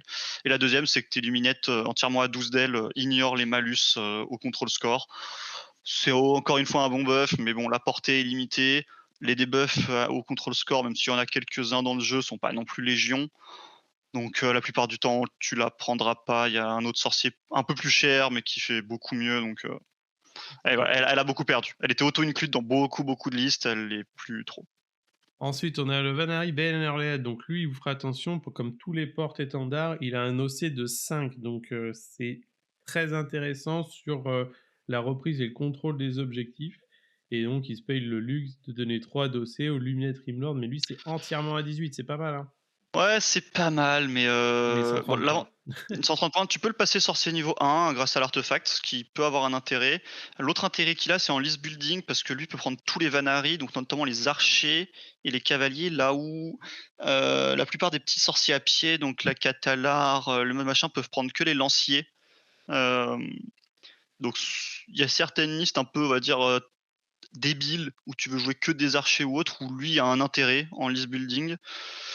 Mais à part ça, il a pas un intérêt de ouf. Donc non. Mais bon, il commence c'est peut-être, le moment où il est le plus jouable parce qu'il a jamais été jouable. Sa règle est pas mal, ça reste 5 PV save à 3 qui, comme toutes les bannières, comptent pour 5, enfin tous les héros bannières. Donc voilà, il est mieux qu'il l'a été, mais ça reste pas dingue. D'accord avec toi. Ensuite, nous avons la Scinari Enlightener. Donc ça, c'est la dernière sortie avec la boîte contre Tzeentch, qui était très intéressante. On en voyait pas mal en fin de V3. Est-ce que là, tu penses qu'on en verra plus? Alors, je pense pas qu'on en verra beaucoup, pourtant elle est pas mal. Elle est vraiment bien, mais tu pas de place pour elle. La sorcière niveau Elle 2 quand a même, hein. Elle est sortie niveau 2, on Elle est sorcier d'accord. aussi bien qu'un duc du changement, hein. Et même elle est potentiellement plus que niveau 2 parce qu'elle a donc on va commencer par son sort signature, qui est un sort qu'on avait avant dans le domaine, qui en gros rend une unité éthérée. C'est très bien, sachant que maintenant on a des unités qui sont en save à 3 avec les Dawn Riders, ce qui n'était pas le cas avant, donc on peut avoir de l'éthéré à 3, là où avant on avait forcément de l'éthéré à 4, ce qui est pas ouf, même si c'est pas mal l'éthéré à 4, mais c'est pas dingue. Et bon, vu qu'on a perdu le stacking de save, l'éthéré est devenu une meilleure règle. Globalement, on fait coucou au petit Night Hunt. Ah oui. Donc son sort signature est vraiment bien et elle a toujours la même règle qu'avant, ce qui fait qu'en gros, si elle caste ce sort-là, le sort de speed ou le sort qui fait mouvement divisé par 2 un adversaire, sur un 3+, tu le relances sur une deuxième unité. Alors non, c'est un peu différent d'ailleurs. Imaginons que je lance mes dés pour lancer mon sort, je fais 9, l'adversaire dispelle pas, donc je fais ma première activation, donc on va dire je mets mon premier pack en éthéré. Sur un 3+, en fait, avant, c'était tu mettais directement un deuxième pack en éthéré. Là, c'est en fait, bah, tu dis à ton adversaire, j'ai relancé le même sort à 9. Et donc, il peut redispel. Bon, ça change pas grand chose. Donc, normalement, ça double les buffs, ce qui est vraiment bien. Ça reste un 3+. Elle est bien, hein, mais moi, je lui trouve pas de place dans les listes. Mais elle est pas mal pour mettre 2 packs en éthéré. Euh, ou pouvoir mettre 2 packs en plus qu'à de move, sachant que tu peux le faire au tour adverse aussi cet effet. Donc potentiellement, bon, ça arrivera jamais, hein, mais à ton tour, tu peux avec elle dire cette unité-là est move divisé par 2 sur un 3+, celle-là aussi. Et au tour adverse, tu relances ton sort et tu remets, donc tu peux mettre 4 unités en move divisé par 2. C'est très très drôle, mais ça n'arrivera jamais. Donc, bon, elle est bien. Elle est vraiment bien pour 180 points, mais malheureusement, dans le BT, il y a tellement d'autres unités fortes que je ne trouve pas de place. Ouais, c'est Elle est- ça. C'est-à-dire que 180 points pour sorcier de niveau 2, il y a beaucoup des BT qui aimeraient avoir ça, hein, on va pas se mentir. Avec des très bons sorts, avec cet effet Voilà, qui est bon, avec des plus 1 casse disponibles dans le exactement. BT. Ah non, on est d'accord, hein. Et c'est ça qui est triste. En fait, le BT est tellement fort qu'un War Scroll comme ça, je pense qu'on s'en servira pas. Mmh. C'est ça qui est terrible. Ensuite, on a le Plastiquer, lui. calligraphe. Donc, sorcier de niveau 1, 150 points et lui, bah, il y a once par turn armée, la possibilité de changer le lancement sur Ouais. du 8. Alors, uniquement si tu castes un summon spell, c'est-à-dire un spell qui permet d'invoquer une manifestation. Mmh. Donc en gros, tu lances tes dés, et si t'es pas content, bah tu fais 8. Alors, les règles sont buggées autour des sorts. Globalement, en France, ça a été faqué. Si tu fais un fiasco, je crois que tu peux pas le changer. Enfin, je sais plus. Parce que bon, globalement, de base, la règle est nulle, mais parce qu'elle est mal écrite. Mais concrètement, la règle telle qu'elle est voulue et telle qu'elle sera jouée, c'est tu lances tes dés, si t'es pas content, ça fait 8. Donc c'est encore mieux que certains qui disent je fais 8 auto. Non, c'est tu lances tes dés, si tu fais 9, 10, 11, 12 avec tes bonus ou autres, tu gardes. Si t'es pas content, tu fais 8. Donc en gros, tu lanceras à chaque tour une manifestation automatiquement à 8 et ça marche au tour adverse avec ton CP pour 150 points, sachant que les manifestations sont exceptionnelles. Alors là, on est typiquement sur un War Scroll qui, si les manifestations deviennent nulles, disparaît, hein. Lui, il ne sert qu'à ça, aux manifestations, mais il le fait très très très très très bien. Donc si tu joues pas Teclis, tu joues un calligraphe. En fait, il y a soit Teclis, soit un calligraphe qui est auto dans les listes, tellement les manifestations sont fortes, malheureusement. Si les manifestations deviennent moins fortes, bah ouais, l'Enlightener deviendra sûrement très bien. La Catalar, pourquoi pas. Mais actuellement, lui, c'est pour 150 points, tu as une Ouais, manifestation gratos à chaque c'est tour. sachant que, la valeur 8 Ah, c'est aujourd'hui, pas facile à battre, les hein. plus grosses manifestations, c'est, Crown Spine, Ah, Purple c'est Sun, 8, c'est du 8, donc c'est ça. vous êtes sûr de pouvoir invoquer, ça, quoi. Moi, sur Ça. ma partie d'hier, avec ma petite sorcière, il m'a fallu 3 tours pour invoquer ma Crown Spine. Si j'avais cette règle-là, T1, elle Ouais. est là, je suis content, quoi. Et l'autre doit faire 9 pour dispel, voire plus, Ouais. hein, parce que tu lances tes dés Mmh. avant, hein, mais si Ouais, tu tout à utilises tes fait. tapis, tu dois faire 9, et 9, bah, ouais, c'est une charge à 9, hein, on le sait bien, ça se rate souvent. Donc tu auras très souvent ta manifestation automatiquement avec lui. Donc non, il est très pour 150 points, avec le niveau des manifestations actuellement, c'est beaucoup trop fort. Et c'est lui Heureusement, qui éclipse malheureusement l'Enlightener et la Catalar qui sont de base des War Scroll très ouais, corrects, hein. tout à fait et heureusement qu'on n'a plus le droit aux alliés, parce que sinon, ça aurait piqué Ah oui, beaucoup de ah choses. lui il serait dans tout l'ordre actuellement, hein, c'est Il voyagerait beaucoup. oui. Ensuite, nous avons le Lore Seeker. Donc, tu nous as parlé un petit peu du combo Kiss Cool qu'on a vu tout à l'heure. On le voyait beaucoup à un moment parce que bah, c'est les Bizarre. tactiques de bataille faisaient, blablabla. Est-ce qu'aujourd'hui on le verra autant? Donc en gros, c'est un petit fighter, donc un petit tir qui est shooting combat, qui fait un peu de dégâts. Au corps à corps, il tape un peu avec crit mortel, mais comme tu as dit, il blesse à 4 comme la plupart des elfes, voilà. J'aurais bien aimé, vu que c'est un fighter, qu'ils lui mettent un petit profil qui blesse à 3 à lui. Ça l'aurait rendu pas mal, ou même en 2+3+, un peu comme Eltarion. Parce que là, le problème, c'est qu'en fait, il tape un peu mou, hein. Mais bon, sa règle de redéploy est très, très bien, mais encore une fois, en fait, tu as tellement de mobilité dans l'armée que tu en as pas forcément besoin. Ouais, Warscroll est pas mauvais, hein, 170 points, sorcier niveau 1, tu peux le mettre sorcier niveau 2. Il a plus 5 d'OC s'il a plus de 9 des copains, ce qui fait qu'il comptera pour 7. Mais en fait, compter pour 7 ou pour 2, la plupart du temps, on t'enverra une unité qui compte pour 10. Ça peut être Oui, sympa, hein, mais puis c'est il a pas. perdu, le côté où avant sur un objectif, il était très, très fort. Ouais, Là, il c'est loquait 5v1, c'est l'objectif, 4 quoi, il le remplaçait par OC5. Effectivement, il lui manque un petit truc une ward à 5 embarquée, une petite save à 3 ou tu peux lui mettre une ward à 4 avec effectivement le mmh. Sanctum, ce qui je pense est peut-être la seule façon de le jouer, parce que sinon ça te fait que tu as sur un objectif excentré un sorcier niveau 2 en ward à 4 qui peut te balancer des endless spells dans la tronche que tu es obligé d'aller gérer. À poil, c'est pas dingue. Donc non, je lui vois pas d'intérêt. En fait, tu as tellement de mobilité et de TP que je vois pas d'intérêt dans les listes. Mais bon, en fait, il tape pas assez fort pour se justifier. Il fait pas peur. En fait, tu pas peur de lui envoyer un truc dessus. Il va Non. pas te le sortir. Donc Oh bah non, parce qu'il y a même un monde où tu envoies, entre guillemets, une bande à 120 points, qui te ouais. lance ses 10 patates, tu fais tes 5 saves, tu es en -1, tu les rates, il est mort, quoi. Avant, il était même pas joué, mais il était sympa parce qu'il avait accès à Flaming Weapon pour être dégâts Mmh. 3, il avait accès au Blizzard, il avait accès à pas mal de trucs, au Mystic Shield qui pouvait le rendre vraiment tanky. Il avait aussi un +1 save natif quand il était loin des copains, donc il était très souvent en save à 3. Donc ouais, là maintenant, bof. Je suis d'accord avec toi. Ensuite, nous passons donc là, on continue, mais cette fois-ci, on est toujours chez les, Vanari, donc les, Warden, c'est les lanciers. 1 PV save à 4, crit mortal, donc plus besoin d'enflammer les armes, sur du 5 parce que Alors ça, maintenant il l'avait aussi de base, hein, ils avaient toujours le crit mortal ouais, sur ouais, du tout 6. à fait Et avant, c'était un et sort pour passer sur du 5, maintenant c'est effectivement le trait de bataille.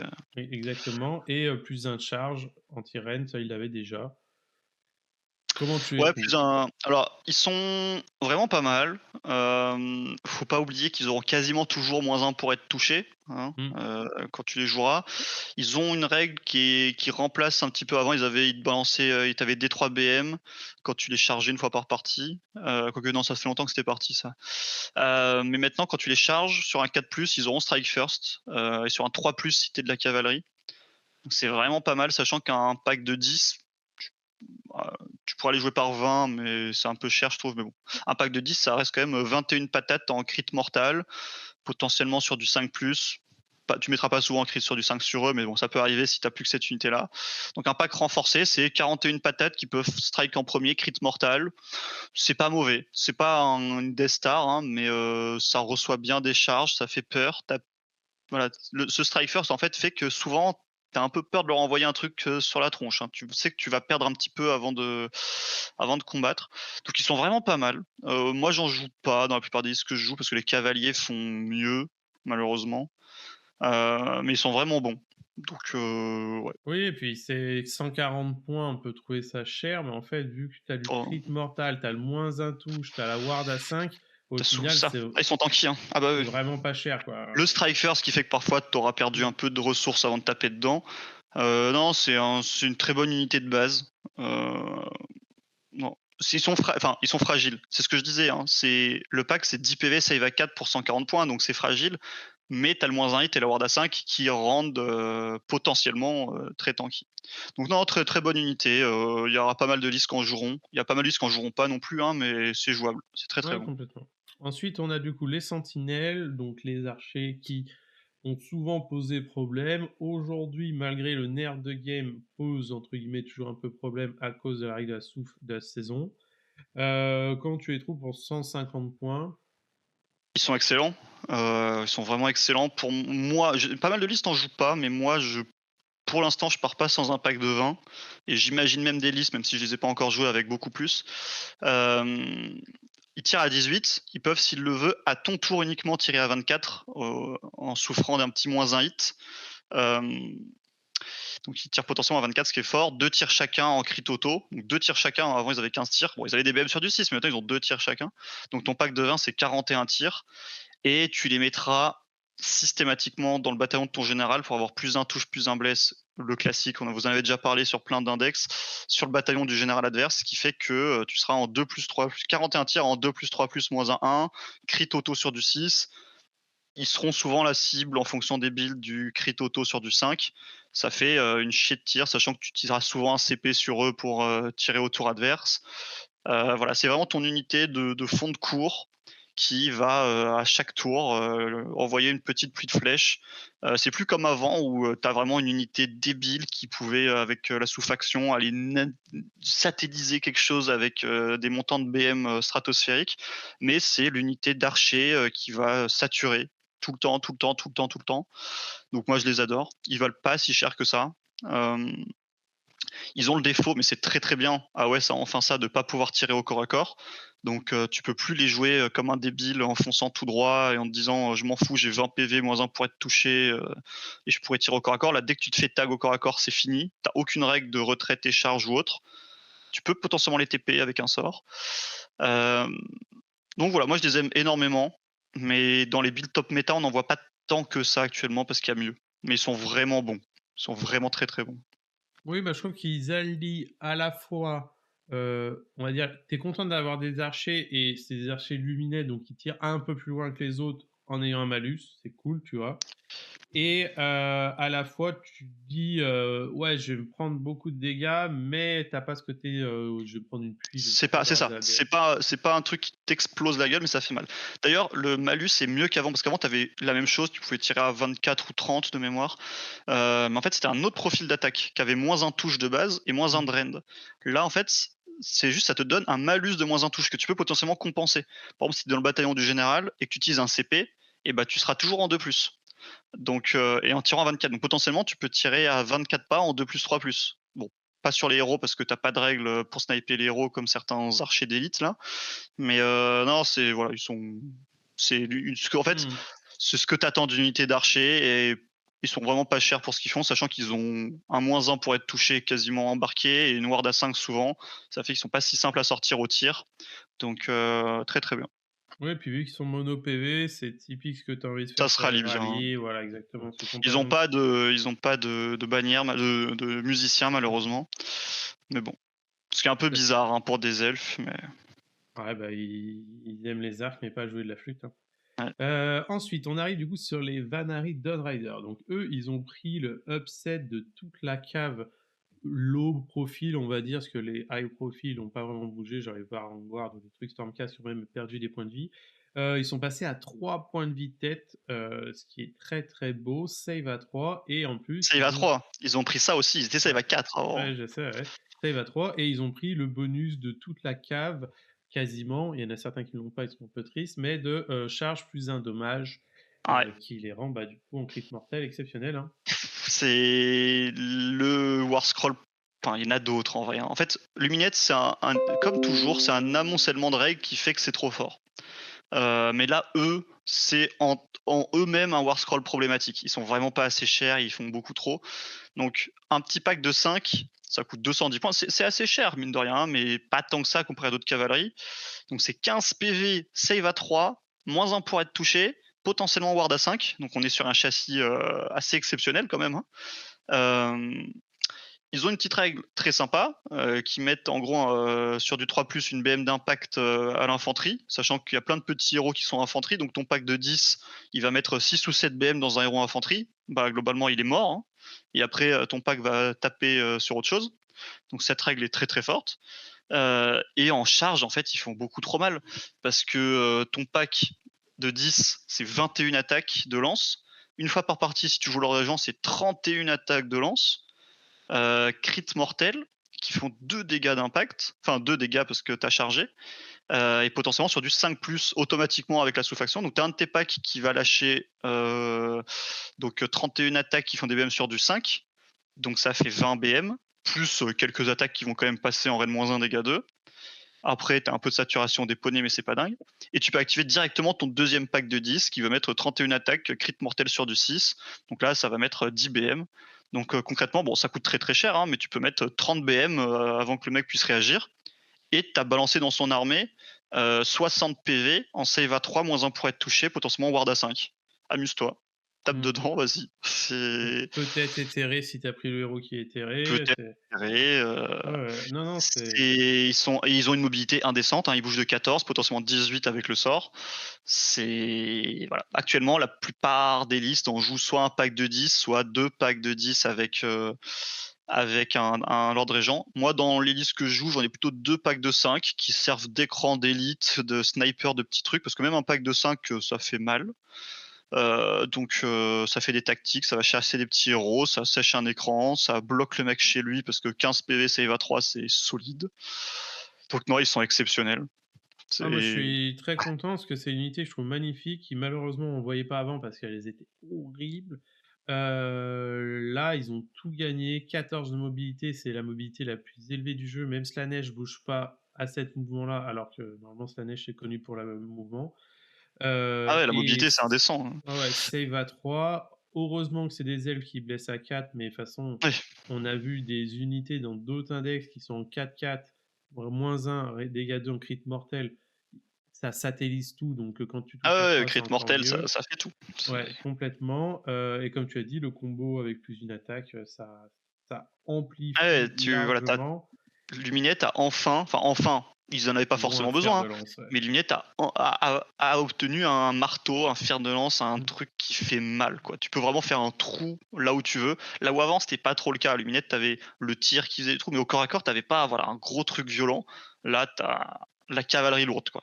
C'est Les ça. elfes, ils ont sorti les épées, les et lances et c'est parti, quoi. et ce qui est intéressant, c'est qu'il faut pas oublier que vous activez 2 unités en même temps, donc C'est si tu ça, joues 2 tu packs peux de acti 5 comme tu le dis, tu actives les 2 packs. Si ton héros charge et le pack de 10 charge, tu actives les 2. En fait, tu n'as pas ce côté un peu chiant de, p je perds des ressources à la charge parce que je vais charger, mon ouais. unité deuxième va se faire taper, tu vois? Donc Quand tu charges avec 2 packs de 10, tu mets, si tu as de l'infanterie en face, statistiquement 14 BM d'impact et après statistiquement 30 BM en tapant.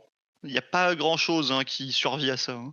non. Donc après quand une fois qu'ils sont engagés et s'ils ont pas le crit sur du 5, ils font pas tant de dégâts que ça. Oui, Mais mais c'est le heureusement cas de toutes les caves comme ouais, ça, hein, et c'est ce qu'on veut d'une cave, en fait. c'est ce qu'on veut d'une cave. Mais eux, contrairement à certaines caves, une fois qu'ils sont englués, ils tankent de l'espace. Mmh, complètement. Save à 3 moins un hit, c'est ouf comme règle. C'est Ouais, ouais, ouais. complètement. Le seul défaut qu'ils ont, c'est qu'ils sont pas au C2. Oui, mais bon, ça, il y a qu'une unité qui peut s'en targuer et qu'elle en profite parce que je pense que ça va pas durer. J'espère en J'espère. tout cas. Moi aussi. Alors ensuite, on a les Bannerlords. Donc les Bannerlords, ils ont toujours eu ce rôle, on va dire, de protecteur. Aujourd'hui, ils ont la nouvelle règle, des bodyguards, c'est-à-dire que quand ils sont à portée de combat d'un héros, ça vous avez des unités, il y a certains mots-clés, certaines, conditions. Là, c'est juste héros, les 2 profiteront d'une ward à 5. Alors c'est Sinari Hero, hein, donc Oui, c'est des petits Synari, sorciers, ouais. donc Catalar, Lore-Seeker, machin, tout ça. C'est ça, donc on va dire intéressant dans le sens où tu as pas besoin de lancer de sort ou être dans la bulle, mais Ouais, normalement mais il faut que le sorcier soit entièrement à 3-2, hein. ah oui, C'est c'est compliqué. Wally Wozin, Ouais. ouais, c'est même pas Wizin. Donc en fait, c'est vraiment ils vont encercler un petit sorcier, donc ils vont encercler ton Lore-Seeker ou machin pour avoir tous les 2 une ward à 5.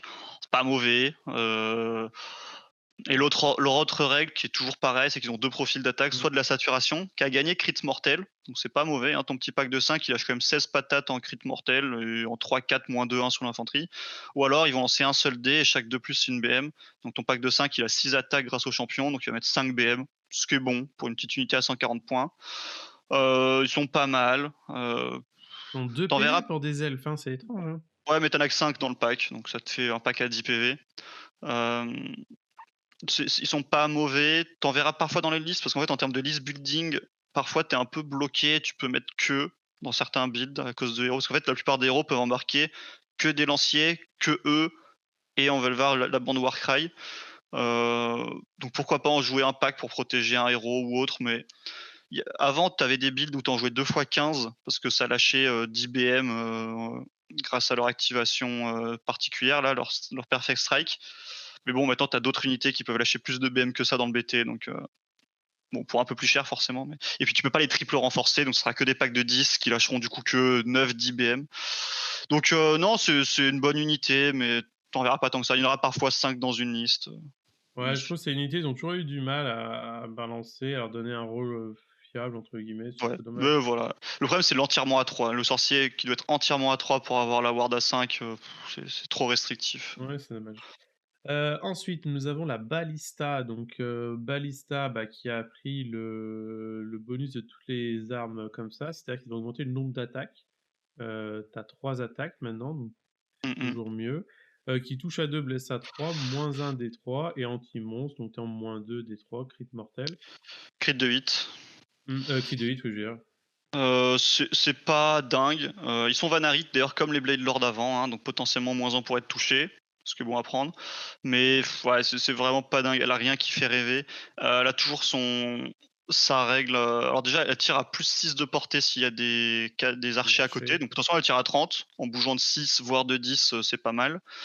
Mais bon, elle fait pas très très peur au tir 1. 3 tirs, Rennes -1, dégâts des 3, même s'ils sont plutôt fiables, c'est pas dingue. Statistiquement, tu fais faire 2 saves à ton adversaire, c'est pas ouf. Et il y a toujours la même règle, en gros, mais par exemple, c'est une fois par. Enfin, si c'était déjà une fois par partie, où en gros, l'unité sur laquelle tu as tiré, elle aura -1 pour être touchée, mais c'est que à ton tour. Donc en gros, c'est si tu veux impacter un truc, tu lui mets -1 pour être touché, pour toucher. Mais bon, t'as déjà -1 touche sur toute l'armée. Donc là, l'armée en a pas besoin, les dégâts sont vraiment bof, donc non, elle est pas bien. Oui, il aurait peut-être fallu le petite règle, un peu comme les KB, en mode si tu tires sur un monstre, elle les dégâts 3 ou les dégâts D3, quoi. Ouais, elle a anti-monstre plus un drain, mais ça suffit pas à inquiéter les monstres. Ça fera des petits dégâts sur les monstres, hein, mais c'est pas dingue. Donc non, je pense pas qu'on la verra dans des listes sérieuses. Mais elle est pas nulle à chier, donc c'est Hmm, pas ridicule de la sortir non plus. complètement. 10 archers feront Ensuite, plus le taf, quoi. ouais, bah c'est ça, puis ça bouge mieux, ça fait tout mieux, quoi. Nous passons donc, c'est quoi ça? Ah, les C'est un jumeaux, sorcier. merde, Ouais. j'ai oublié de le Ah là mentionner. là, tu les as pas mis au bon endroit. Ouais, fais chier. T'inquiète. Les jumeaux, qui sont très très bons. Si je dis pas de bêtises, ils ont l'avantage en list building de pouvoir embarquer toutes les unités du jeu du BT, ce qui est très très bien. J'en parle vraiment parce que c'est compliqué, hein. C'est un des BT qui est restrictif en termes de list building. Tu peux pas faire vraiment tout ce que tu veux, mais c'est bien. Il faut bien qu'il y ait un défaut dans ce BT. Ils ont une ward à 5 intégrée, alors qu'avant ils avaient un sort signature qui leur donnait une ward à 5, donc ils sont vraiment bien. Ils sont Sinari et Vanari, donc -1 pour être touché potentiellement, plus un cast potentiellement. Mais bon, -1 pour être touché, c'est très très fort, hein. 8 PV, save à 4, -1 pour être touché, c'est bien. Ils ont toujours leur règle rigolote qui fait qu'en gros, tu vas choisir à chaque tour qui va. Alors, non, avant, ils avaient pas vraiment ça, mais bon, ils ont une règle rigolote. En gros, à chaque tour, tu vas devoir choisir qui prend le lead. Qui Donc, contrôle, ouais. soit le sorcier, soit le guerrier. Et en gros, si tu prends le sorcier, eh ben, tu as une ward à 4 et plus un sort. Donc, tu es sorcier niveau 1, tu passes sorcier niveau 2. Donc, c'est très très fort, hein. 8 PV, ward à 4, sorcier niveau 2, c'est pour 280 points, c'est correct. Soit tu vas ajouter le numéro du round aux dégâts de la première attaque. Donc les 5 attaques en 2-3, -1, 2, tu vas rajouter des dégâts du round. Donc au round 5, tu seras dégâts 7. Et bon, t'es que Rennes -1. C'est pas exceptionnel non plus, mais ça tapote. Oui. Mais bon, très souvent, surtout en début de partie, tu iras chercher la ward à 4 et le plus un casque qui va te permettre de balancer plein de petites manifestations. Ils ont un petit tir qu'ont la plupart maintenant des héros luminettes, 1, 2 ou 3 tirs en Rennes -1 ou Rennes -2 dégâts des 3, donc des petits dégâts au tir, c'est pas perdu. Leur sort signature, alors il est écrit très bizarrement et j'avoue que j'ai pas posé la question aux arbitres comment ils veulent le jouer parce qu'il y a plusieurs façons de le comprendre. En gros, c'est la Total Eclipse, donc le sort avant qui faisait que tes CP comptaient x2. Enfin, tu devais lui penser 2 CP pour utiliser un ordre. Maintenant, elle dit que la première fois qu'une unité ennemie utilise un ordre à 18 d'elle, ça lui coûte un CP de plus. Mais c'est pas très clair si c'est chaque unité la première fois qu'elles utilisent un ordre ou si c'est la première fois que n'importe quelle unité utilise un ordre, ça coûtera 2. Donc, en fonction de comment c'est pensé, ce sort est soit bien, soit très très très bien. Ça se lance à 8 et tu castes sans beaucoup de bonus, sauf le fait d'être Synari, le fait d'avoir tes à côté, le fait d'avoir la rune, de cast à côté de toi. Donc c'est quand même beaucoup, 8, mais le sort est fort. Et la même règle qu'avant, en gros, c'est après avoir combattu, si alors c'est pas pareil qu'avant, mais bon, dans l'idée, c'est la même chose. À la fin du tour, si tu as tué un modèle, tu te soignes de 6 et après tu te barres et tu te TP à 9 de l'adversaire où tu veux. Et le tour d'après, c'est forcément le sorcier qui valide, donc tu seras forcément en ward à 4 plus un cast. Tu pourras pas choisir après t'être barré d'être en mode dégâts. Donc voilà, c'est un petit sorcier avec une petite boîte à outils, mais qui est surtout sorcier niveau 2, Sinari Vanari, qui a un bon sort de War Scroll, qui tapote un peu. Ça vaut cher, mais il y a pas mal de listes qui font que j'ai vu quelques listes avec et elle est vraiment pas déconnante. Donc Oui, puis très comme bon tu as War dit, Scroll. je suis allé vérifier, c'est bien ça, hein. Ils peuvent prendre any, Luminate Rimlord unit, Ouais, il peut affronter tout le monde, ce qui est un gros avantage dans list building. Ouais. et je pense que ça explique aussi leur cours en point, les 280, le fait qu'ils puissent prendre tout le monde. Parce que 8 PV save à 4, ward à 5, ça peut vite sauter, hein. Parce qu'en gros, le défaut actuellement, c'est que si tu veux jouer des archers, t'es obligé de les mettre soit avec elle, soit avec la bannière, soit avec Tekli, soit avec le Lord Régent, qui coûte cher. Si tu veux jouer des Dawn Riders, t'es obligé de le mettre soit avec le Lord Régent, soit avec Teklis. Mais comme Teklis est général, t'as pas envie que tes Dawn Riders soient dans le rebâtiment du général. Donc t'es obligé de payer le Lord Régent. Mais si tu veux pas payer le Lord Régent parce que t'as pas envie de jouer 20 Dawn Riders, bah t'es obligé de jouer elle ou un porte-bannière. Donc voilà, il y a un peu de problématique en list building, ce que elle libère. Donc non, c'est un bon War Scroll un peu cher, mais ça se justifie par tout ce qu'elle peut faire. Donc elle a sa Ouais, place dans des listes. Ouais. complètement, complètement. Alors maintenant, on va pouvoir passer du coup aux Alarites. Du coup, les Alarites, nous avons Avalenor, la version nommée, et ensuite on a le Spirit of Mountain, la version Yes, générique, qui n'est pas un héros, attention, c'est juste un monstre. tout à fait. Les deux ont le gros avantage d'être en save à 3. On n'oublie pas que si vous les jouez, vous aurez quasiment automatiquement dans votre armée choisi le moins un drain sur eux. Donc ils sont en save à 3, ignore un drain. Et Avalenor a en plus, alors je le relis en même temps parce que je suis pas un expert de la montagne, je les ai pas encore joués. Il a un rampage qui fait que tu choisis une unité. Si toi t'as pas chargé, tu choisis une unité au corps à corps avec toi. Et sur un de plus, tu lui enlèves encore un drain. Et tu te rajoutes une attaque. Ça, il avait déjà avant, il gagnait 2 attaques s'il n'avait pas bougé. Mais là, tu t'enlèves un drain. Donc potentiellement, sur un de plus, tu as un Avalenor qui est en save à 3, ignore 2 drains sur une unité en face, et tu peux payer ton CP. Quoi. Donc il n'y a pas grand chose qui vont te faire des saves à autre chose que 2, ce qui était déjà le cas en V3. Hein. Avalenor avec le stacking de save était très souvent en save à 2 éthéré, on va dire. Donc solide l'animal, 16 PV. Il a une ward à 6 native, ce qui n'est pas perdu. Tu voudras souvent lui mettre une ward à 5 avec un sort pour synergiser. Donc on est vraiment sur quelque chose d'assez solide. Et il tape correctement. Les 6 attaques de marteau, donc parfois il en aura 7 grâce à son rampage, en 3-2, moins 2-4. Ça fait pas rire grand monde. Il tape moins fort qu'avant un peu, hein, mais il tape quand même sacrément bien.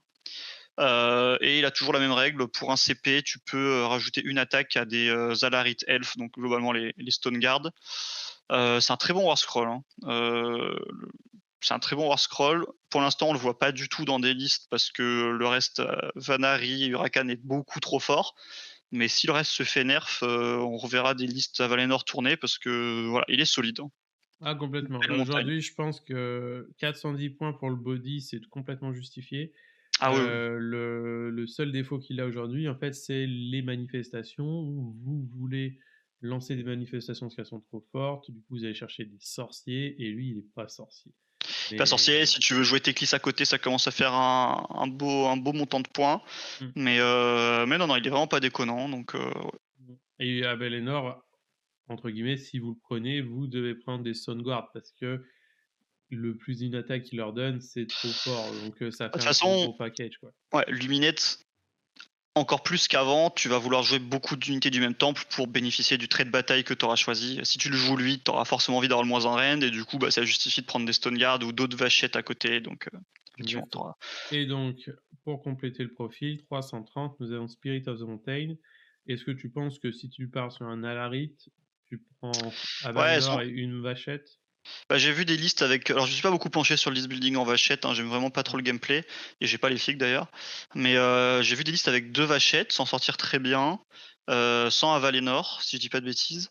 Parce qu'elles ont le même profil défensif, hein, globalement elles ont 14 PV, save à 3, ward à 6, donc elles perdent 2 PV, mais sinon c'est pareil. Elles ont pas le rampage pour avoir encore un -1 de rend, mais elles peuvent mettre un strike last, donc c'est pas mal. Elles tapent un peu moins fort, mais pas tant que ça, parce qu'en gros, elles ont pas 6 attaques dégâts 4, elles ont 4 attaques dégâts Donc 5. 4-5. C'est assez proche. C'est un peu moins bien, mais c'est assez proche. Euh, et elles ont le strike class. Donc elles ont un peu moins de règles que Valenor, mais elles sont pas héros, ce qui est un avantage et un inconvénient en fonction du list building. Euh, ouais, non, elles sont vraiment bien. Elles coûtent quand même 80 points de moins qu'Avalenor pour relativement un tanking proche, des dégâts proches.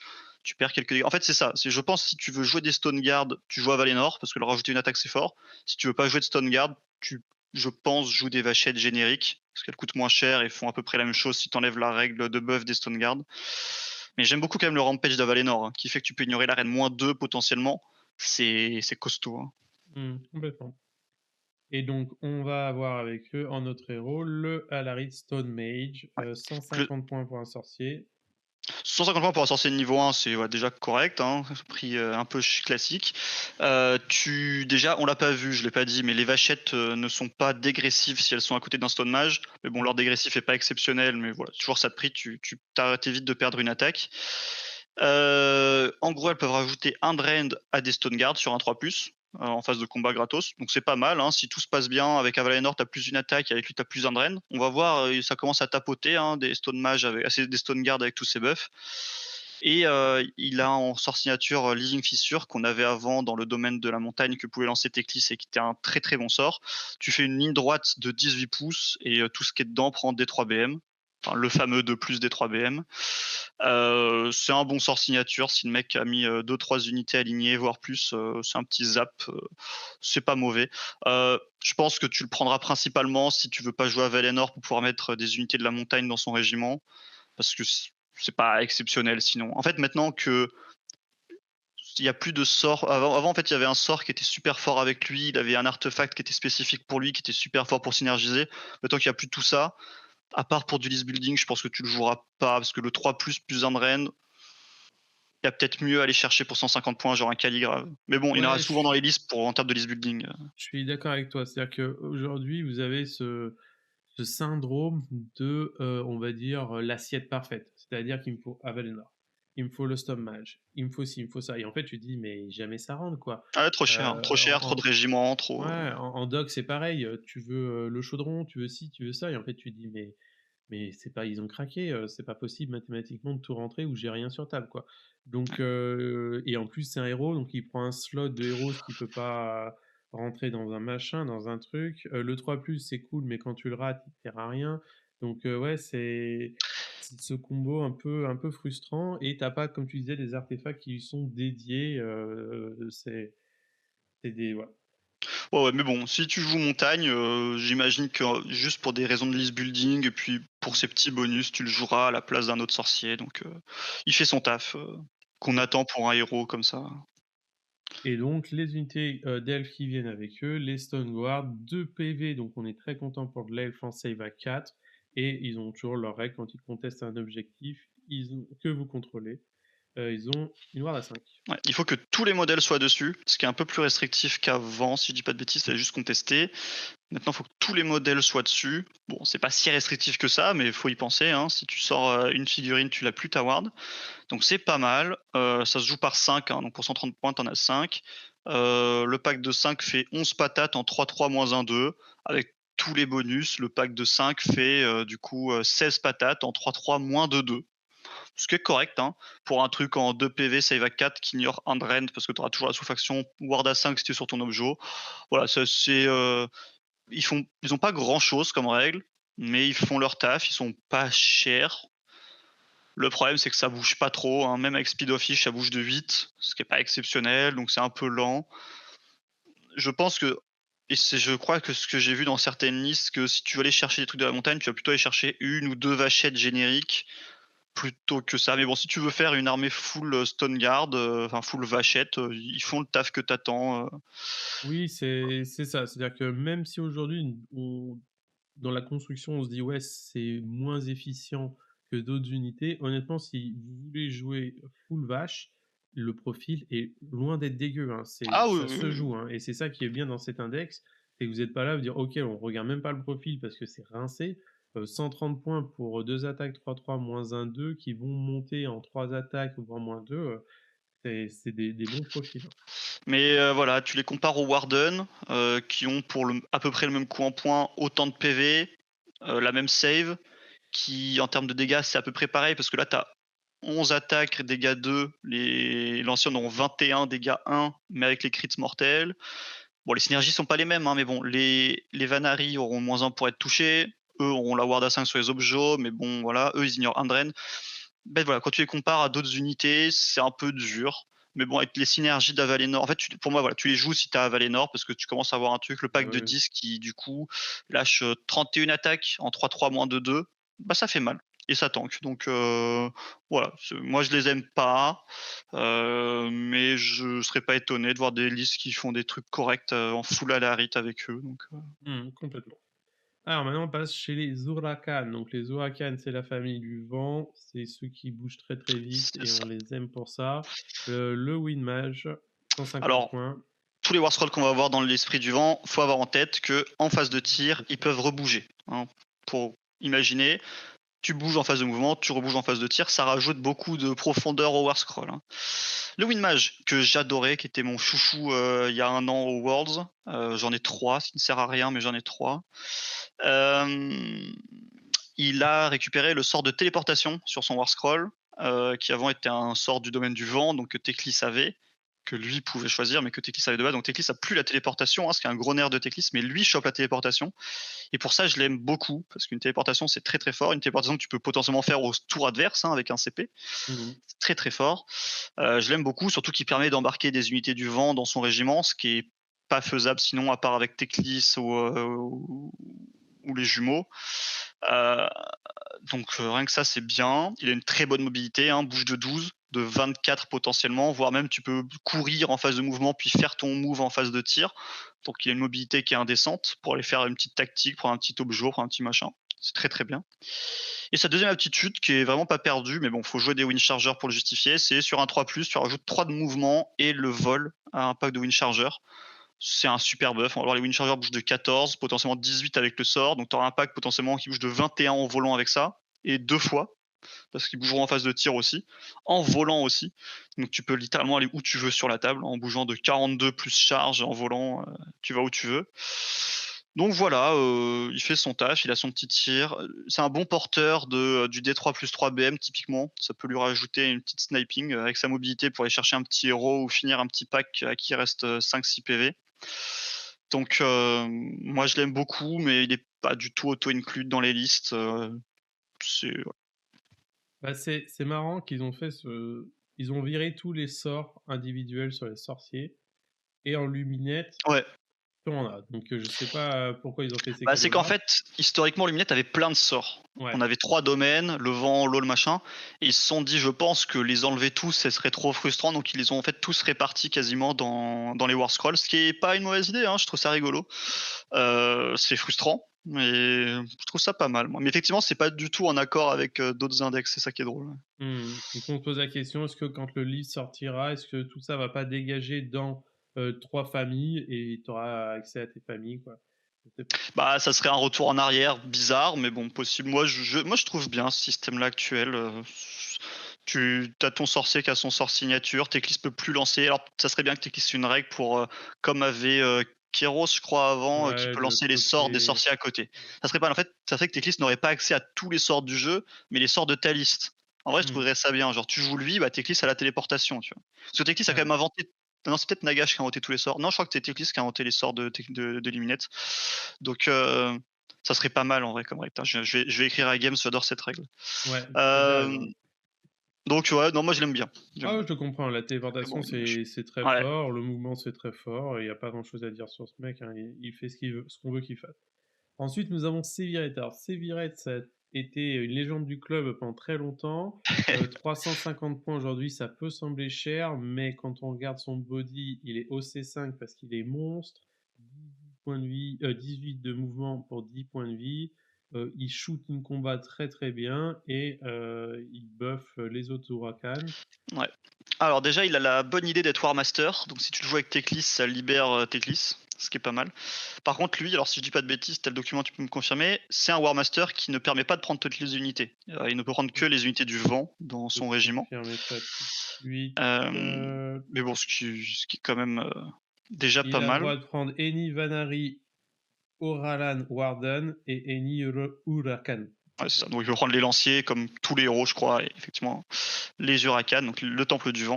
Donc voilà, c'est un War Master qui peut pas prendre tout le monde. Il n'y en a pas beaucoup, mais il y en a certains. Euh, donc c'est un War Master monstre, hein, ce qui a des défauts et des avantages. Surtout des défauts malheureusement. Mais bon, ça peut libérer Teclis pour plus qu'il soit général, ce qui est un de ses gros atouts. C'est très bizarre, hein, mais c'est un de ses atouts. Alors moi, je l'aime pas trop Sévirette. Je lui préfère le classique. En gros, Sévirette, euh, il a une règle qui est forte, c'est qu'il peut pas être tiré s'il a plus de 9 de l'adversaire, ce qui est pas mauvais. Il a un passif, mais on le verra, l'esprit du vent classique a le même, qui permet aux unités du vent, entièrement à 12 de lui, d'avoir shoot après avoir retreat, avoir shoot et tir après avoir retreat ou course, ce qui rajoute encore plus de mobilité et de tricks, enfin de tricks, c'est un bien grand mot, mais voilà, de mobilité à l'armée. Par contre, tu prendras quand même les BM en retreat, on n'a pas de règle qui les empêche. Donc tu pourras jamais. Ça va être le problème des Wind Chargers. Ils ont shooting combat, on le verra après. Enfin, tout l'esprit du vent, enfin tout le temple du vent a shooting combat. Mais si tu tires en combat, bah, après tu es engagé au corps à corps, ce que t'aimes pas trop parce que tu es assez fragile. Donc t'aimes bien un retreat, tir, potentiellement rebouger après en phase de tir. Donc c'est pas mal pour ça. Et lui, là, il met D3 BM à 3 unités au corps à corps et il leur met moins un bless s'il fait des dégâts. Euh, c'est un bon War Scroll, mais il vaut cher et je trouve qu'en fait, pour ce qu'il apporte, je lui préfère un générique, même si lui, il a l'avantage d'être héros, hein, donc il te fait son régiment, mais je lui préfère le générique qui coûte un peu moins cher et qui fait, je trouve, le On même va taf en regarder mieux. ça tout de suite. 240 points, un body presque similaire avec 2 points de vie en moins. Ils ont une Ward à 5 embarquée, les deux, hein, ils l'ont toujours eu. Alors lui, il tire un petit peu moins fort parce qu'il est que des dégâts D3 et RN-2, alors que Sévérité était RN-3, dégâts D3 plus 1. Mais il a plus un drain contre les monstres, et contre les monstres, il est flat 3. Ce qui est pas mal, hein, il y a quand même pas mal de monstres qui traînent dans la méta.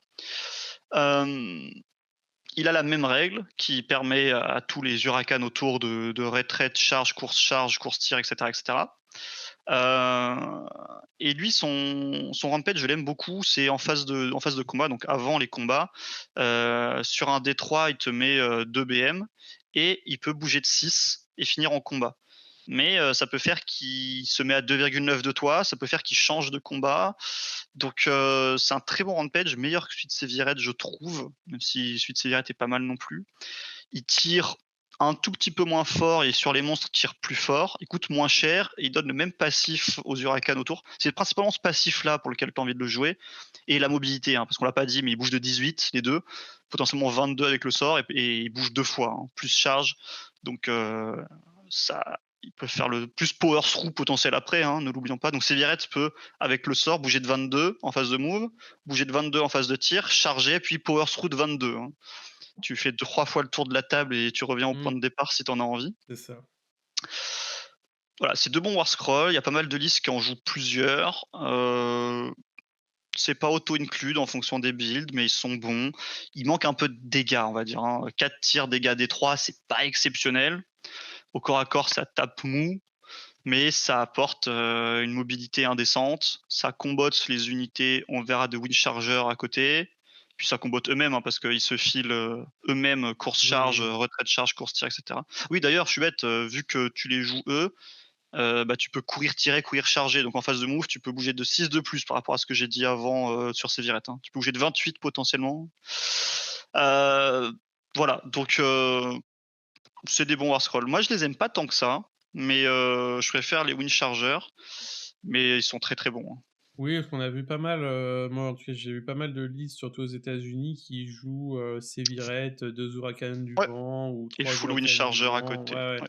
Là, faut vraiment se rendre compte que 18 de mouvement, ça n'a aucun sens. C'est-à-dire que vous faites, les tactiques de mouvement gratos et votre Ah ouais, vous êtes unité où vous n'est voulez, hein. n'est pas perdue, vraiment n'est pas Là où perdue. la majorité des armées se Mmh, disent: «Oh, comment je vais faire les bords de table?» mmh, quand tu joues le domaine du vent, c'est pas un problème, hein. À moins que le mec les ait bloqués avec des unités, les bords de table, tu les fais, hein. Tu vas où mmh, tu veux, hein. Tu bouges de complètement. 36 sans aucun buff avec lui, hein. Ouais, C'est ouais, vous pouvez faire reprendre un élément de décor, il a au C5, s'il y a un sorcier qui tient le décor, bon, bah, vous le ouais. reprenez fastoche.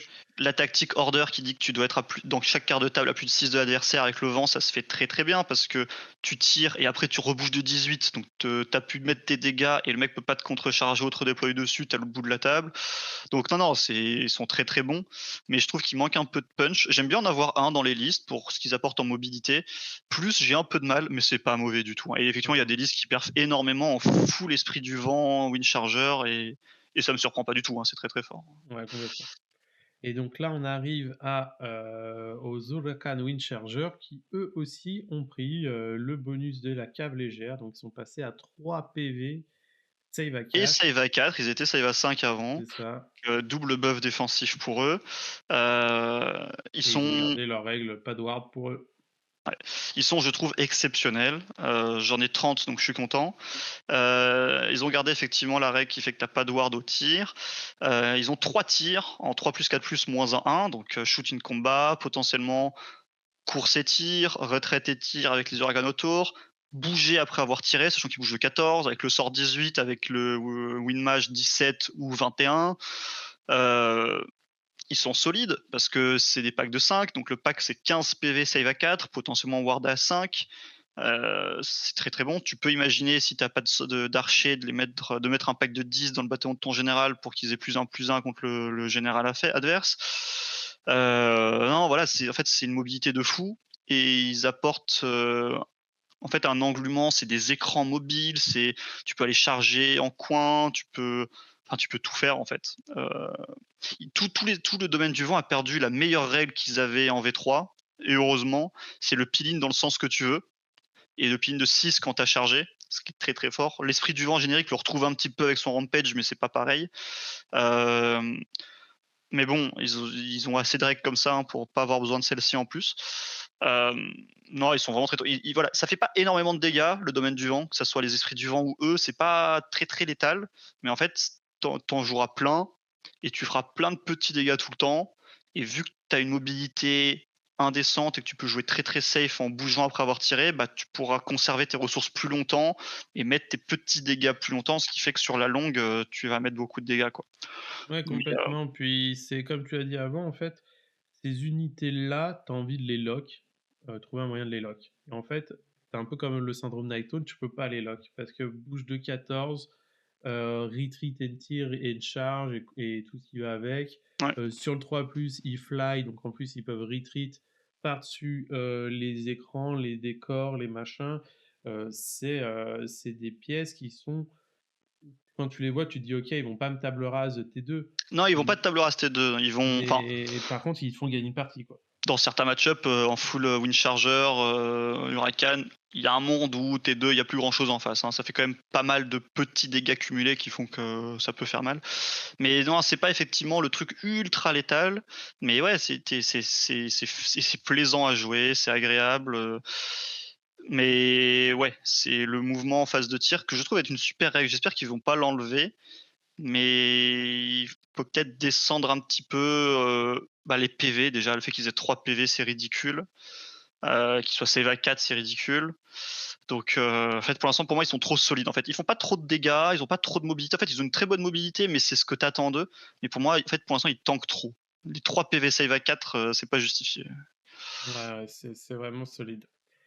Et ensuite, pour finir, nous avons donc, la bande, Warcry. Donc comme toutes les bandes Warcry, vous ne pouvez pas les renforcer, c'est écrit dans, le profil de l'unité et toutes les bandes Warcry sont bonnes. Est-ce que celle-ci Ouais, est bonne? ils veulent vendre leur boîte, celle-ci qui est assez récente, elle est sortie avec les Nighttones, si je me trompe pas, il y a pas C'est si longtemps que ça. ça. Elle est très très forte. Elle vaut 140 points. Globalement, en termes de list building, je crois que tu as le droit de la mettre avec quasiment tous les héros en x1. Donc ils veulent vraiment la vendre. Déjà, elle fait mal pour une unité à 5. Alors c'est fragile, c'est 10 PV, save à 5. C'est assez fragile. Ils bénéficient d'aucun debuff, ils sont d'aucun des temples génériques, donc ils bénéficient d'aucun. Ils sont Hydrilans, qui est le temple de l'eau, mais il n'y a pas de buff pour eux pour l'instant en tout cas. Il y en aura Enfin, sûrement dans le Dex. BT, Voilà, c'est avec ça. des nouvelles figues, on l'espère.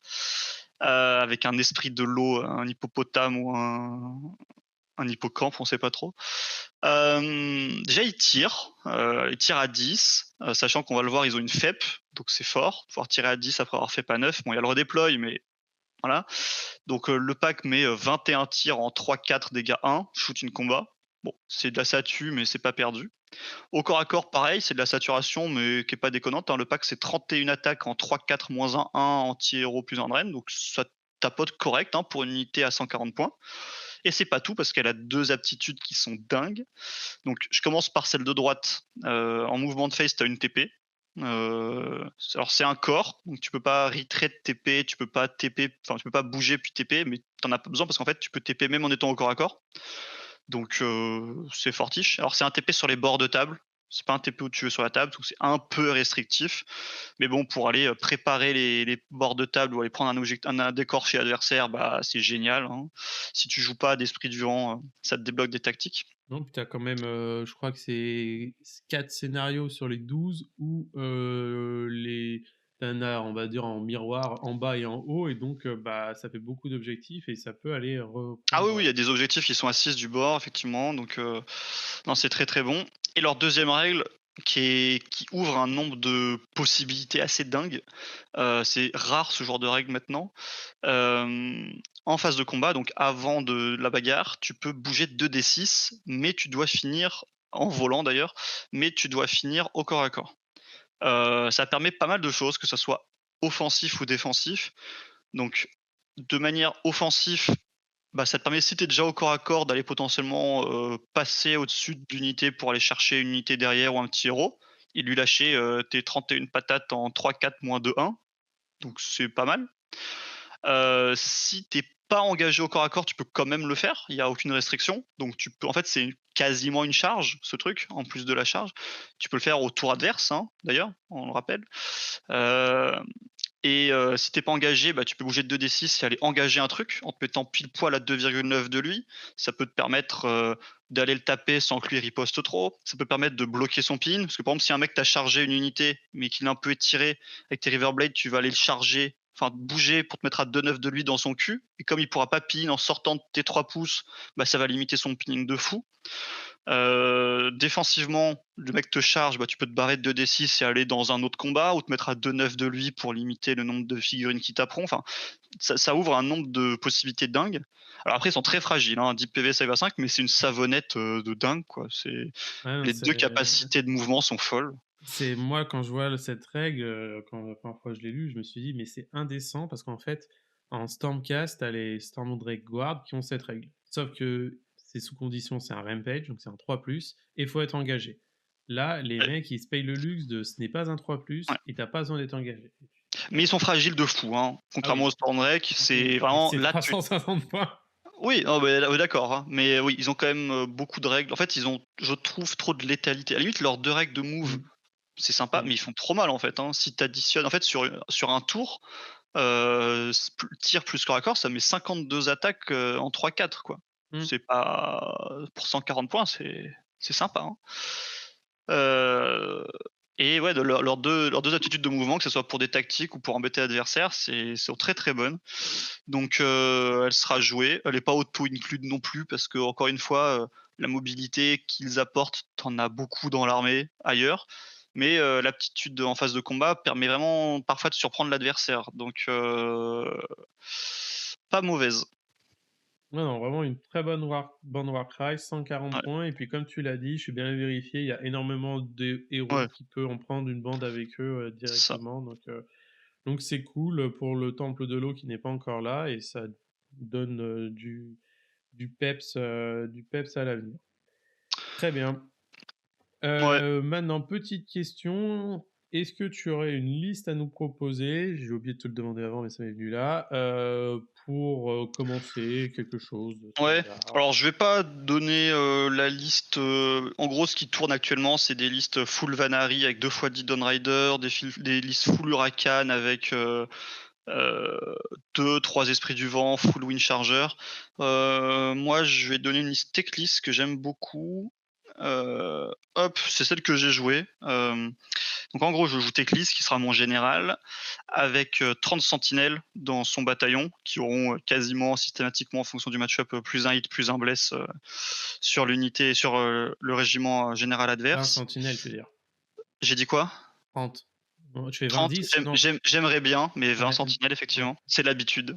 C'est ça. 20 sentinelles. Ensuite, 2 fois 5 Downrider. Malheureusement, ils sont dans le bataillon de mon général. J'ai pas trop le choix avec la façon dont, avec le build que j'ai. Donc 2 fois 5 Downrider qui vont servir d'écran, de tactique, un petit peu d'agression, parce que mine de rien, le pack de 5 fait assez mal sur un pack d'infanterie. Et après, j'ai un deuxième régiment avec un Windmage et 3 fois 5 Wind Charger dedans. Donc en gros, et je suis en temple du vent par défaut.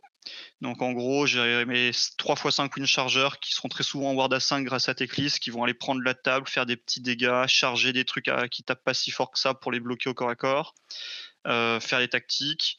J'ai le Windmage qui peut faire la téléportation au tour adverse potentiel, qui a une bonne mobilité aussi pour potentiellement aller faire des tactiques.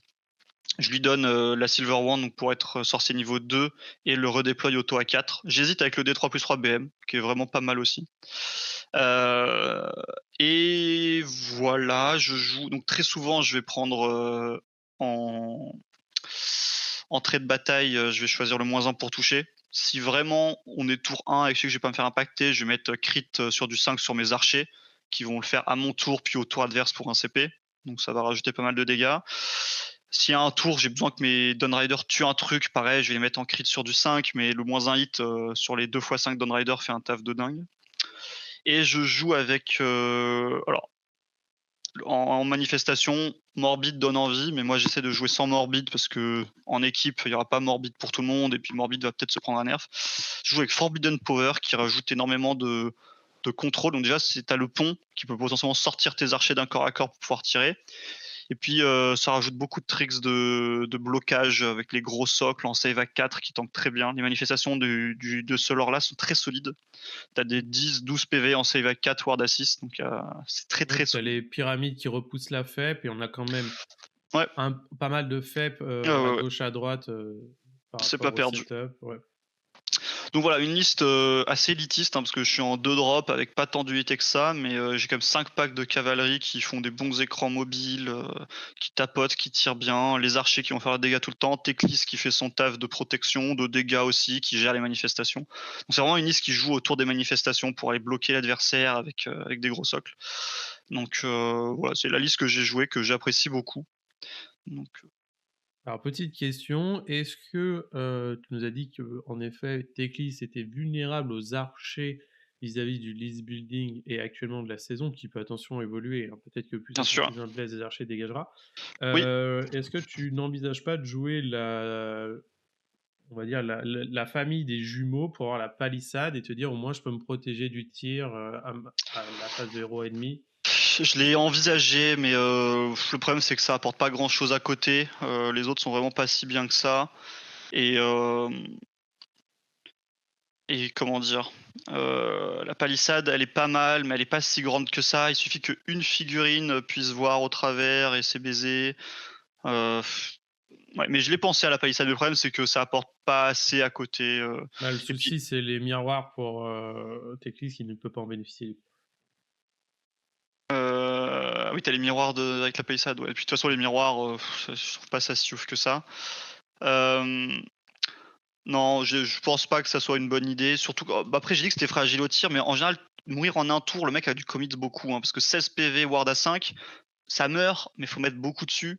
Typiquement, un seul pack de 6, que ce soit Jesai, Kurnot Archer ou Crossbow, suffit pas statistiquement pour tuer 16 PV save à 5. Donc il va devoir mettre 2 packs. Et s'il te rate un ou 2 PV, c'est la punition, parce que toi tu tires derrière, tu joues derrière. Donc non, je l'ai envisagé la palissade, mais non, non, je pense pas que je la jouerai. Surtout que c'est une liste que moi j'ai envie de jouer en équipe. Il y aura pas de temps de tir que ça. J'imagine qu'on va éviter de me mettre contre du tir si possible. Donc après, je sais pas si je vais jouer ça, hein. C'est une des listes que j'ai testées. Non, c'est la Mais réflexion. voilà. Top. Eh ben écoute, merci à toi en tout cas pour, cette revue, toutes ces Avec plaisir. informations, données.